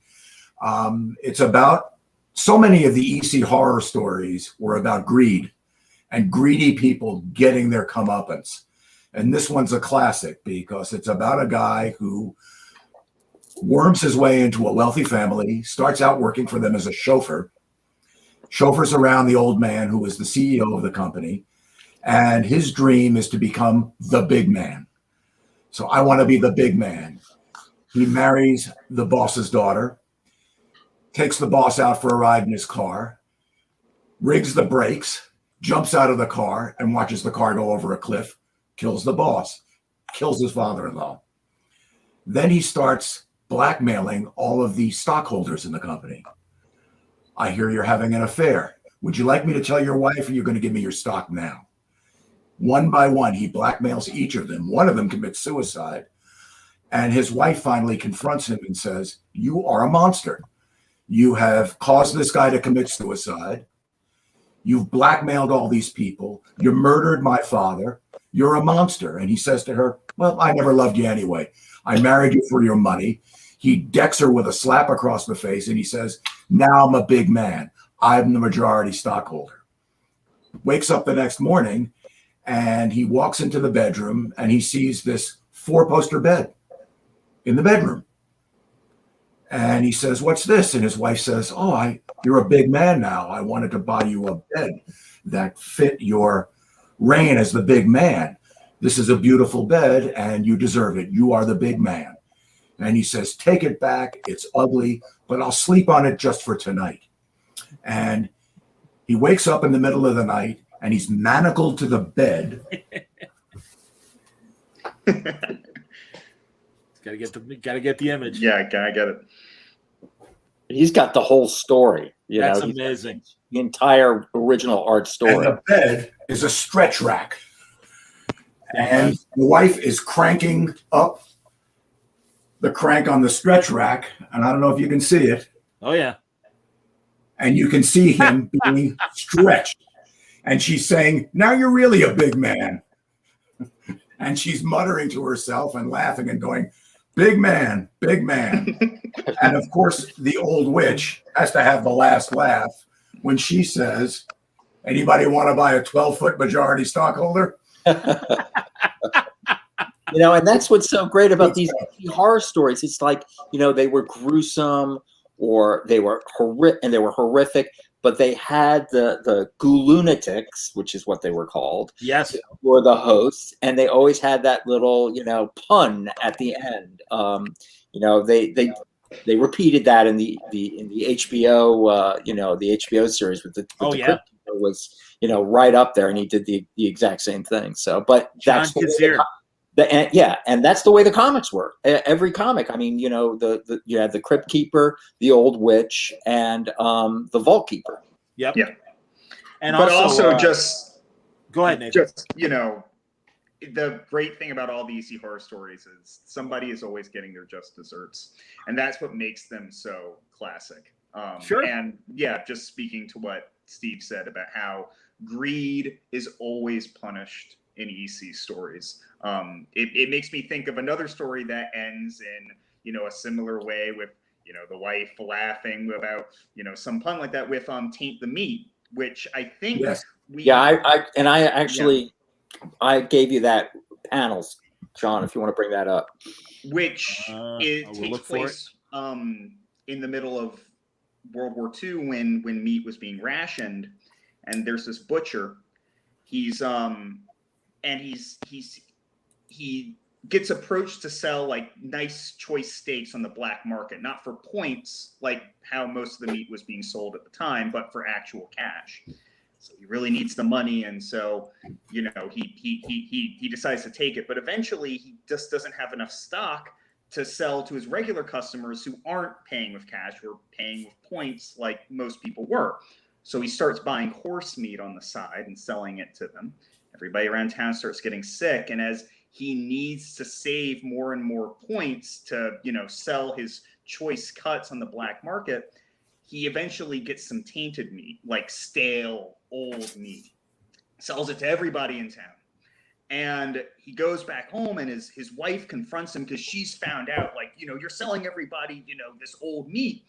And then he realizes that people around town are dying. So he runs home. He says, you know, we got to skip town. We got to get out of here. You know, I've sold all these people tainted meat.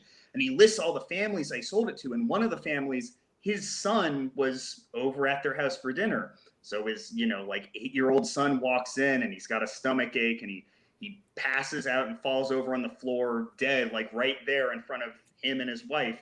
And, you know, she just loses it at that point. And the last panel is her at the butcher shop the next morning. And yes, she's selling some tainted meat. It's the husband, the butcher, all chopped up in the display case. And much to the horror of everybody in town, he got what was coming to him. Did you send that? Sorry, I on? don't have the I did. I sent that panel if John can find it. I I sent that. can't find it. I don't. panel Yeah, I'm panel. not seeing. I can try to I can find it. I can send it to you again, John. Hold on. Well, if Steve can grab it, I've that's great. got. I don't have the. I can. Hopefully, I can. Everybody can see it. Stand by here. Hold on. I'm going to zoom in on you there. There you go. Lift it a little higher. There you go. Yep, there it is. His head, his foot, his arm. And she is saying, what is she saying? Tainted meat. Tainted Tainted meat. meat. Tainted meat. Tainted meat. Hilarious. Yeah. No, and I remember, of course, the baseball diamond that's laid out with Foul entrails and Foul play. Yeah.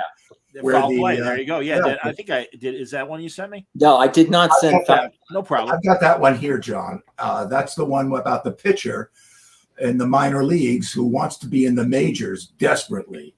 And he decides to take a shortcut to the majors by helping his team win the pennant. And he helps his team win the pennant by tainting his spikes with poison and jabbing them into the leg of the other team's star batter when he tries to steal second base. And he kills the guy, and the other team is just absolutely distraught, and they go to the autopsy and they find out this guy was murdered. Somebody poisoned him, and they quickly figure it out. So they decide to fake an honorarium for this pitcher. Come meet us at midnight. We want to present you with this award, and we know that this award will be used by you to get into the major leagues. And this guy says, oh, the big money's coming. I'm going to be in the majors. And he shows up at midnight, and they murder him. They decapitate him. They disembowel him. They use his head for the baseball, his arms and legs for the bats, and his internal organs for home plate, first base, second base, and third base. His heart, his liver, his lungs, his kidneys, they're all over the field. They use his intestines to go around the diamond. Intestines to go around. For the And baselines here's or the whatever, final yeah. panel with Jack his head. Jack Davis drew this. Jack Davis. Yeah, the head is the ball right there. Is it visible? I just want to, Yes. because you can see the head right there. Now, this is a story that Keith Falver specifically cited during the hearings. He said, look at this. This is the great pastime of baseball, America's pastime, and look at what you're doing to it. Yeah, that was Yes. I know that Gaines and Feldstein were saying it when they had done at that point. I had read them saying like we were kind of running out of ideas at this point.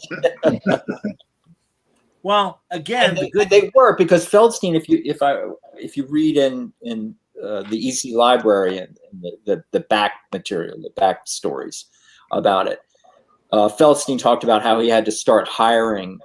He started hiring writers for Shock, like that Squeeze Play, the Frazetta story was written by Carl Dressler, might be the name of the writer.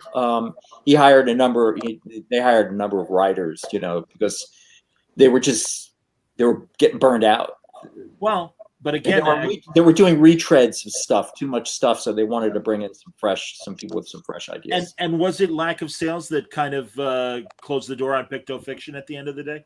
Yes. Well, Pictofiction. Well, it was a distribution problem too.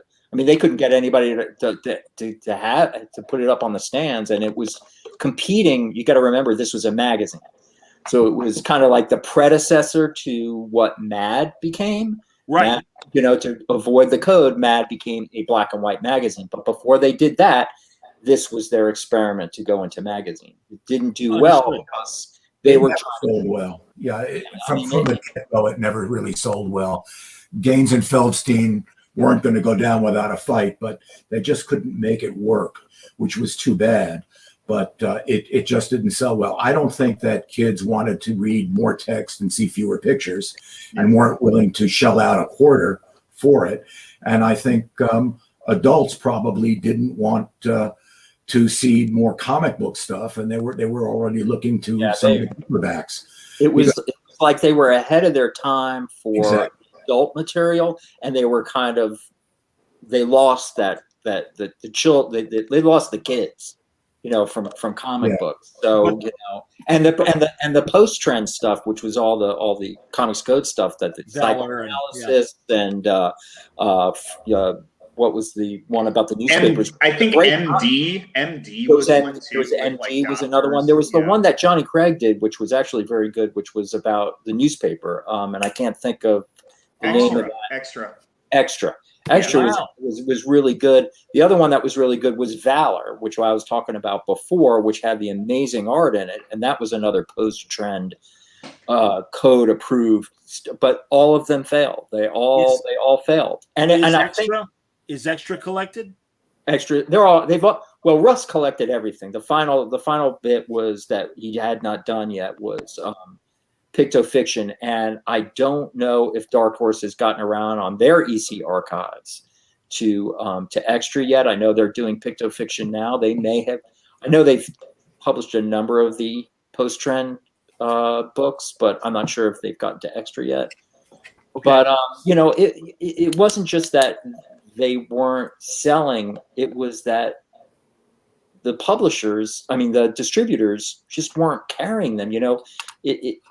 They had a problem with that stigma. It was like, we don't want EC books, and even if they were code approved, we're not gonna carry them. We're not gonna order them. Newsstands wouldn't order them, so they were doomed to failure.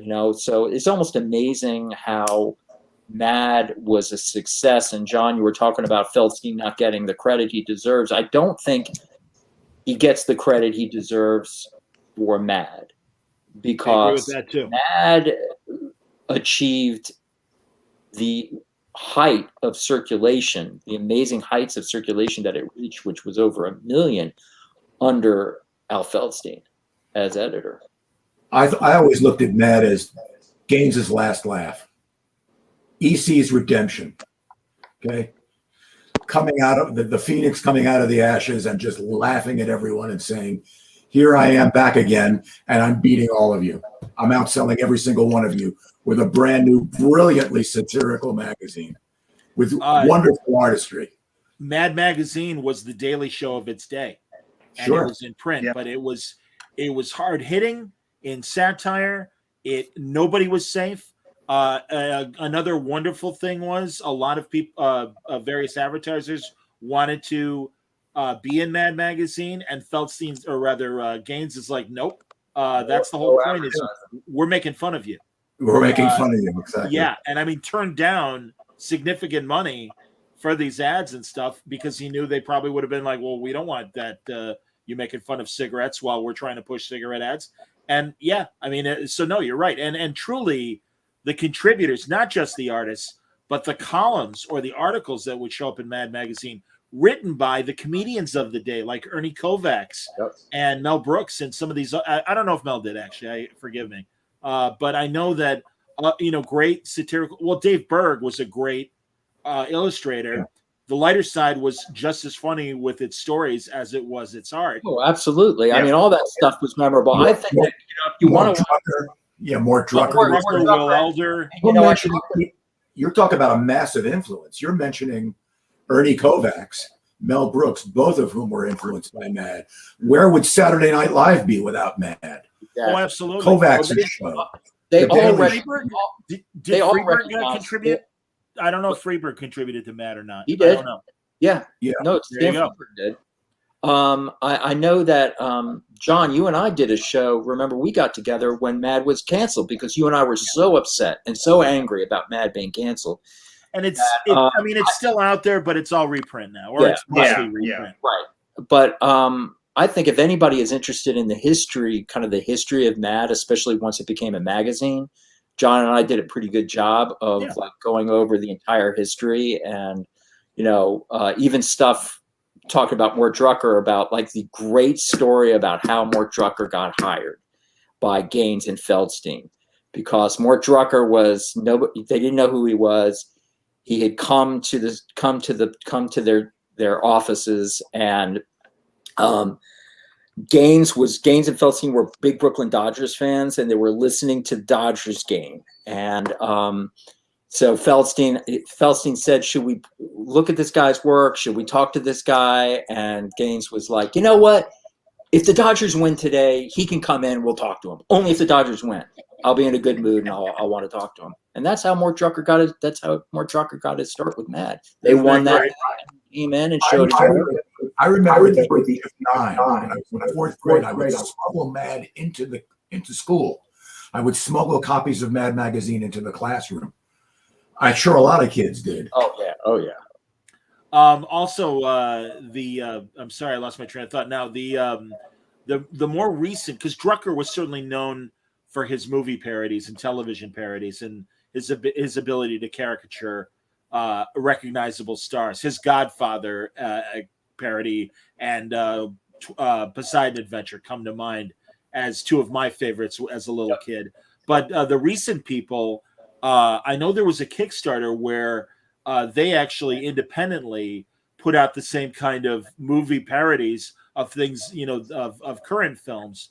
And God, I'm sorry that I can't name check them. And I'm also sorry that I didn't have them on my show. One of my friends who also podcasts had them on his show, and really great stuff. And so the tradition of Mad is still continuing in interesting circles through crowdfunding and Kickstarter and stuff. Yeah. So, but yeah, it's a great shame that they couldn't figure out a way to perpetuate Mad. The brand still exists.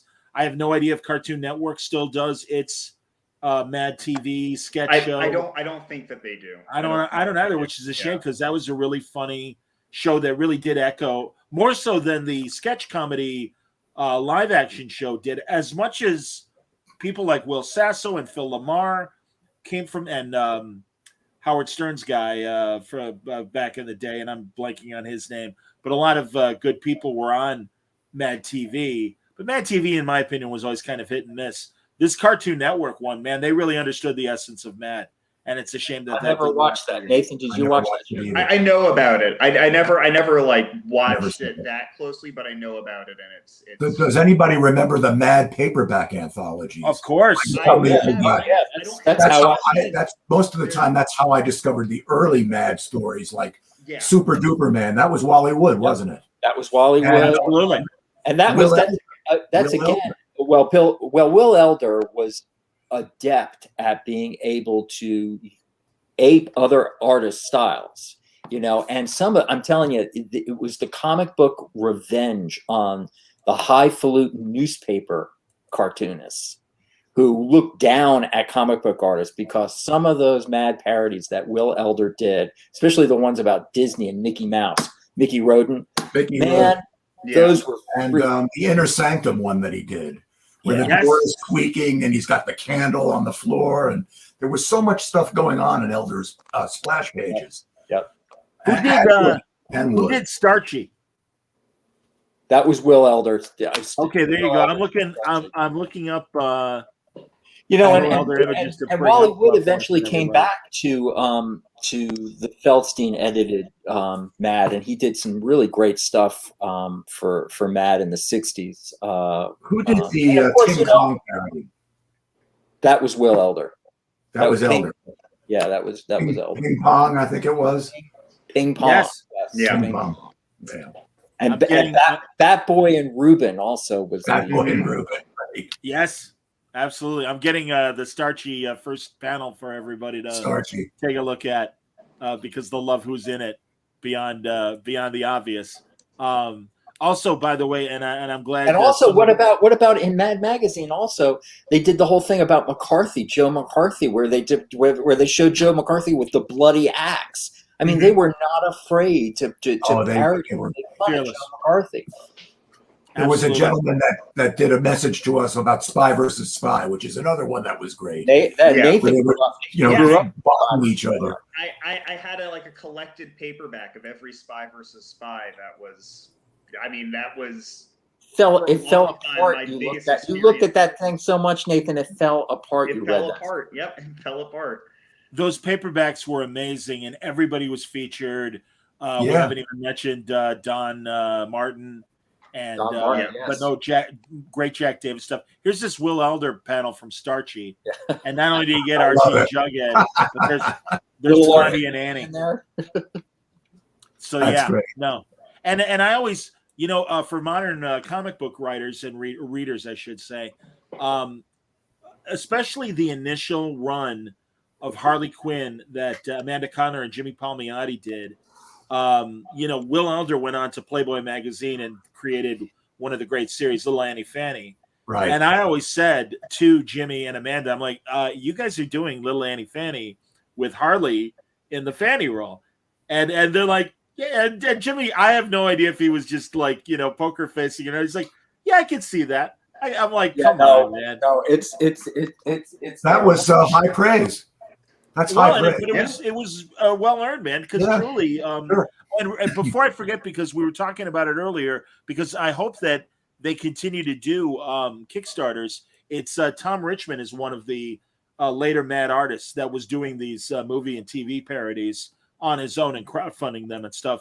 I can't recommend it more. I will look for that. One thing I wanted to point out about Mad was that when Russ did the EC library for Mad, when it was a comic book, these are the comic book when Harvey Kurtzman was the editor. This was the only series that the interiors are color. Oh wow! Yeah, look at that. So, anyways, nice. A great Picasso inspired Picasso. That's great for this cover.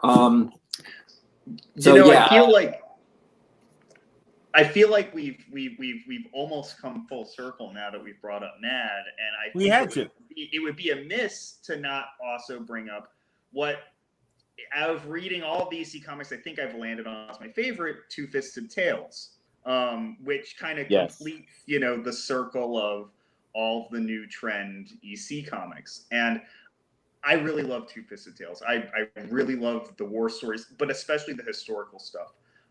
There's this one story that always sticks out in my mind. That's a Wood story, and I'm certain it's a Wood story. It's the Battle of Agincourt. And that's Wood. Beautiful, like medieval battle scenes done by Wood. Equally capturing like the majesty that you would later see in Valor, but also the brutality on the battlefield that's really central to that story. And I just really appreciate the art in Two-Fisted Tales, and the fact that Two-Fisted Tales and its companion comic, Frontline Combat, unlike a lot of war stories at the time, they weren't afraid to show like the gritty, darker side of war. It wasn't all patriotism and propaganda. It shows what it was like on these battlefields, warts and all. And I really, really appreciate that. And that was Harvey Kurtzman. Harvey Kurtzman wrote those stories, and I think Kurtzman is most associated with Mad and with humor. But Kurtzman got his start, at least with EC, as the editor. He was the editor and writer primarily of Two-Fisted Tales and of Frontline Combat. So, Feldstein gave him those books, let him handle those books and have complete creative control, similar to Crime Suspense Stories, which was Johnny Craig. Johnny Craig, not only did he draw the lead story of those and draw the covers, he was also the editor of Crime Suspense. But Feldstein and prided himself on what Nathan was talking about, which was the accuracy and showing what war was really like. The war is hell concept. He was Kurtzman. That's a Kurtzman cover right there too. Right. He drew a lot of those stories. He was like Sam Fuller.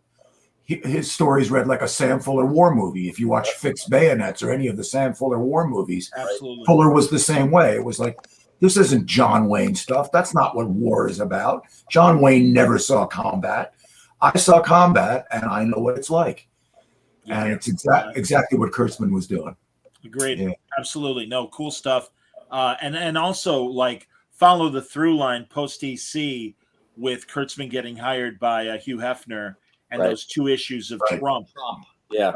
That came out, and again, more playing card Trump and not the guy. Yeah, well, what was great for Kurtzman was that he got this incredible budget from Hefner. Hefner just said, spend whatever you want, and in the end, it was like, well, you know what, this ain't selling, and I'm spending a lot of money. We're going to have to cease publication, But guys, tracking back to Mad for a minute, just for 1 second, and Pictofiction. When Feldstein was writing his stories for Pictofiction, he often used the pseudonym Alfred E. Newman. That's right. Before Mad even came out. Yeah. That was a pseudonym that he used. I have a friend who is actually one of the stars of the infamously horrible movie Up the Academy. That Gaines absolutely disowned and was very angry at the end result. But yeah, one of my good radio buddies here in Chicago, Harry Tynowitz, plays one of the kids, and that's the weirdest movie in the world. And unfortunately, such a poor. John, did you see it when it still had Alfred E. Newman at the end? Oh, yeah. I saw it. I mean, I saw it that one time in the theater when it has too. Alfred E. Newman at the end. Yeah, it's about a boys' school, kind of a military academy, and it's just horrible because it can't decide whether it wanted to be an R movie or wanted to be a PG movie. PG-13 didn't exist back then, and it was directed by I forget the name of the director, but he was like massively apparently doing cocaine on the set, and it's just this train wreck of a thing. And yeah, Harry was literally like 13 or 14 when he shot the movie. When it was the 40th anniversary, I considered, and I should still have Harry on because it really is kind of one of the worst examples of an attempt to do one of those 80s TNA movies and stuff. But again, it was off of Animal House. I mean, they were trying to play off of National Lampoon's Animal House. It was Mad Magazine's Up the Academy. And it's just horrible. And I know, there's film interviews with Gaines absolutely just ripping the movie to shreds and saying, please take Mad off of the title. It has nothing to do with it. Oh, that's interesting. Jacoro says that Rick Baker designed the Alfred E. Newman masks. Oh, I didn't know that. That is interesting. That is interesting. For me, it was the most memorable thing about the whole movie was that ending. And of course, that ending doesn't exist anymore. Maybe on Blu-ray, an extended Blu-ray it does. But when I saw it in the theater, the reason I saw it was because it was a Mad Magazine movie. And it had Alfred E. Newman as a cameo at the end. Speaking of movies, and I know we probably need to wrap it up, but sure. I know that Steve and I wanted to mention, because we talked about it before, was Amicus horror, Tales from the Crypt and Vault of Horror that they created in the 1970s, which are fantastic adaptations of EC stories, EC horror stories that they did. Both movies, I think 1972, 73 are the years that they came out. Yes. They're anthologies. They took the template that was established by Dead of Night in 1945, which I think was the first horror anthology movie, and they took it forward and adapted these EC stories. And one of the best, John, since your favorite is Johnny Craig, one of the best entries in the Tales from the Crypt movie from 72 was Johnny Craig's Christmas card here, All Through the House, which is a great adaptation about, actually, Craig kind of reversed the situation. It's the wife murdering the husband in the story. And I think Craig wrote that story too. And it's about a wife who, again, there's greed is the culprit. She's greedy and she wants the inheritance from the rich husband. So she murders him on Christmas night. And she's got her 3-year-old or 4-year-old daughter upstairs waiting for Santa Claus to come. And as she's cleaning up the blood and all the detritus from the corpse, she hears on the radio that a homicidal maniac has escaped from an insane asylum dressed in a Santa Claus outfit. And she's, trying to lock all the doors and the windows and all that. And finally, at the end, the little girl is standing there in front of her mother and she says, I've been waiting for Santa Claus all night and here he is. And here's the maniac about to do in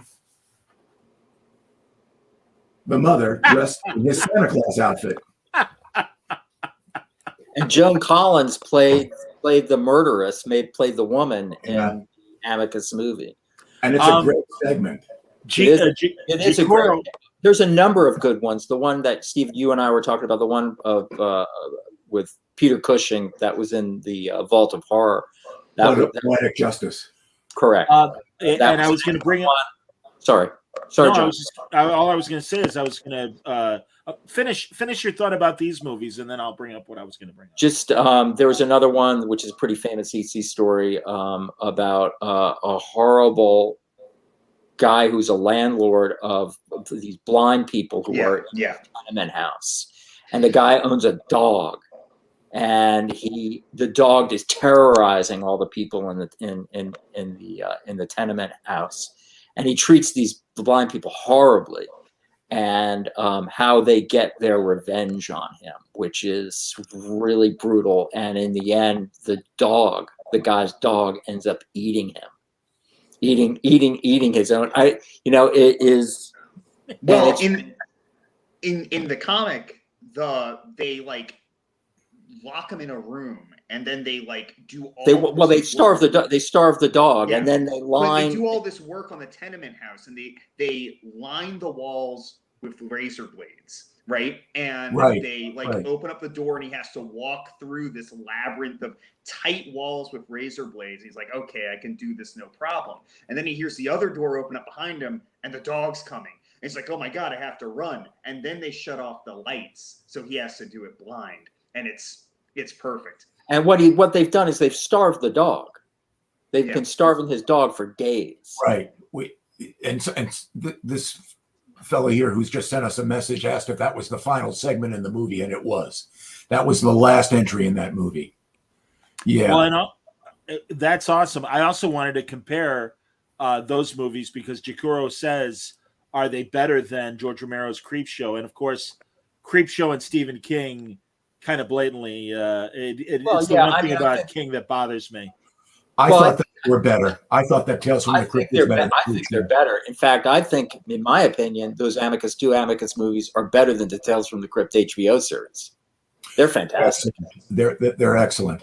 And don't get me started on Stephen King, please. Well, again, I mean, the batting average, it's like I'll slightly give him a pass, but again, kind of a Lichtenstein move with Creepshow and Romero for that matter as well. And it's just like, and in fairness, there were a ton of horror anthology movies by the time of Creepshow that date back earlier and stuff, not just the Amicus stuff, but a lot of other budget kind of horror films. Oh yeah, what was that Christopher Lee one that I think it was Amicus did, Steve? That was Christopher Lee and Peter Cushing, Dr. Terror's House of Horrors. Dr. Terror's House of Horrors. That was Amicus.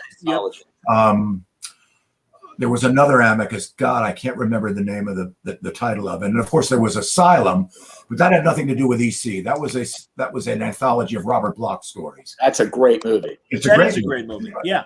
Yeah. So there you go. Movie, but it's not an EC movie. No, definitely not. Guys, we should wrap it up because I think we've done a good job of really, I think, if for people who may not be aware of EC, I think we've given a good readers list and viewing list to kind of get through. Yeah. There are wonderful documentaries online on YouTube that also talk about the history of EC and seek out any interviews that William Gaines did back in the day. Fascinating man that really had a great career. And as Steve said earlier, really, Mad Magazine was his last laugh. So as much maligned as the EC line was, Gaines and Feldstein found a way to have great revenge for decades. And Mad truly was a very profitable portion of Warner Brothers. Eventually, it got co-opted with DC as part of the Warner Brothers conglomerate.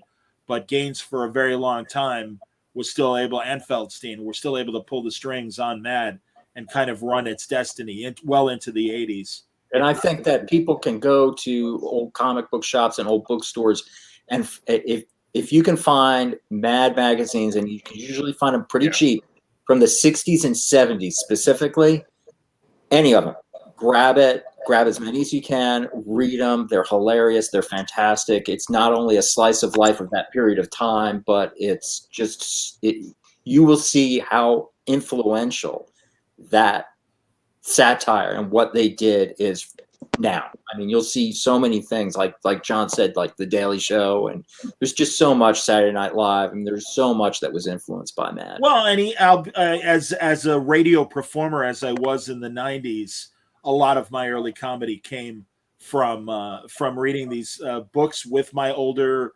cousins who I would stay over, on a weekend with, and they were massive Mad Magazine people, and I always remind them of that, and because of what I'm doing now. And it's like I would not have read Mad initially had I not been a 4-year-old kid, and you guys were collecting it in the 60s through the early 70s before I started buying stuff myself. And also the paperback adaptations, anything with Mad really from the 60s and 70s. The 50s stuff is amazing as well. That's going to cost you a little bit more money, but I guarantee you, if you go to garage sales or whatever, or any sort of flea market stuff, you might be able to find some great Mad magazines. My experience with Mad comes almost entirely from those paperback collections. And I remember collecting them and picking them up and finding them almost every used bookstore, every flea market. They're really easy to come across. And any one that you pick up is just going to be this great, injection of what Mad is about. Each one of them is a sampler. You have the Son of Mad and the Mad Reader, all of those. A lot of kids my age, who were my age back in the late 50s, discovered Mad that way. Totally. With the paperbacks. And my father read them, and then he gave them to me. No, it's a good tradition. I mean, Peanuts and Beetle Bailey and a lot of the comic strips of the era also were put in paperback. But yeah, Mad stuff is incredible. Yeah. So, no, you won't be disappointed. Guys, thank you very much. A great conversation. I will show. Thanks for the invitation, John. Thank you. It's my pleasure. And truly, Mike spearheaded this, and that's great. You're seeing the thanks that everyone is showing. Can I tell one story that I told before when we were talking about really quick? Of course. Like the greatest job I ever had. While I was working on the EC archives for Russ Cochran, I got an email from Bob Gale and Mark Waid. Bob Gale, the screenwriter of Back to the Future and 1941, Spielberg's 1941. And they said that the producers of the movie Saw were being sued by a French filmmaker who said that you ripped my story off. And somehow they got my name, I guess because I worked on the EC archives, and they asked me to go through all of the EC comics and find anything that had a plot thread or something that was similar to Saw. They paid me pretty damn good, and it was like they paid me damn good to read EC Comics. It was the best job I ever had. I got paid to read EC Comics. And so what I did was I came up with this long list of all these tropes that EC had done that were very much like Saw. The bear claw, the hunters with the bear, the hunters with the bear trap, which is a trap, which is a story I'll have to save for next time, which is an EC story, which is a great story. Another one about drowning rats on a ship. Also, there were so many that I was able to come up with. Anyways, long story short, they won the lawsuit. I don't know if they won it because of what I did, but I do know that they won the lawsuit. Final question: is the original EC material, is it in the public domain? No. Okay. No. Lucy Gaines, Bill Gaines' daughter, is the owner of all the EC material. Good to hear. That's fantastic. I appreciate it, and again, more praise for our conversation. Nice going through the history and finding these plot threads. 100%, man. No, it's again, I kind of when Mike suggested the topic, I'm like, oh, these guys are going to know what they're talking about. And I'll interject when I can, but no, it's my pleasure, man. Again, as I say a million times, and I guess the difference is Word Balloon, where I am still commenting on the current product that's coming out and having people on. My dream job would be just being a documentarian and covering these different aspects of the 20th century in particular. And again, that's why Mike and I were so upset when DC kind of threw their hands up and said, all right, we're not going to put the effort into Mad Magazine that we were up until that moment. And amazing modern artists and writers and editors like Bill Morrison, who came from The Simpsons and Futurama and Bongo Comics, and my buddy Tom Fowler comes to mind as a recent Mad Magazine contributor. It's and really other independent names that aren't coming to mind, but it's a real shame that they threw the towel in, because really I believe there is still a place for Mad Magazine. Thankfully, I would say the spirit of Mad lives on in Ahoy Comics, and I do believe that they are putting out some of the best humor comics in recent memory. And it's people like Mark Russell, who was on Word Balloon last week and who did Billionaire Island and The Second Coming, about a superhero and Jesus being roommates. Very funny stuff. He did the great Hanna-Barbera Flintstones run with Steve Pugh, and a great Snagglepuss that basically turned Snagglepuss into Tennessee Williams in a lot of ways. I mean, just really smart, funny stuff. So honestly, if you miss the humor of Mad, go to Ahoy. Luckily comics have opened up again, so the other genres that were covered by EC, I think horror currently is having a wonderful renaissance in comics, and a lot of great horror comics are being produced. I would say the same thing about crime comics as well, and even the occasional war comic. So I think we're really well, Ed Brubaker and Sean Phillips are creative. What they're doing is, in my opinion, the greatest crime stories and crime comics and war stuff that you could ever think of. I mean, I hold them up to the standard that I would hold up all the guys at EC. They are phenomenal. I agree, but David Lapham, I think, continues to make great crime comics. Yeah, and I just want to plug for my buddy Tom King, because his upcoming Human Target, which I have gotten a chance to read the scripts for, phenomenal. And you want to talk about noir? That thing's noir, and the artist, the guy who's doing it, Greg Smallwood, unbelievable. I know they've shown some previews of it. I got to read the first issue. Fantastic. I cannot wait for that. Me neither, man. And yeah, they've been generous to show me images as well, both the ones they've shown publicly, but also the private stuff. And no, I'm very excited. And again, a Human Target and Christopher Chance could not be in better hands than Tom King. And really, Greg's stuff is so evocative of that 50s and 60s paperback cover art. But you're getting pages of it, and it's just. I felt like it was. I was reading a comic illustrated by Bob Peake. It was so good. It's fantastic stuff. But Tom's idea also for the story is phenomenal. It's great. I agree. Well, again, guys, I appreciate the conversation, and thank you for coming back, Steve and Mike and Nathan. Good to meet you, and everybody. Thanks for watching. I hope you enjoyed this. More Word Balloon live coming on Thursday night. Join us then. Until then, stay safe.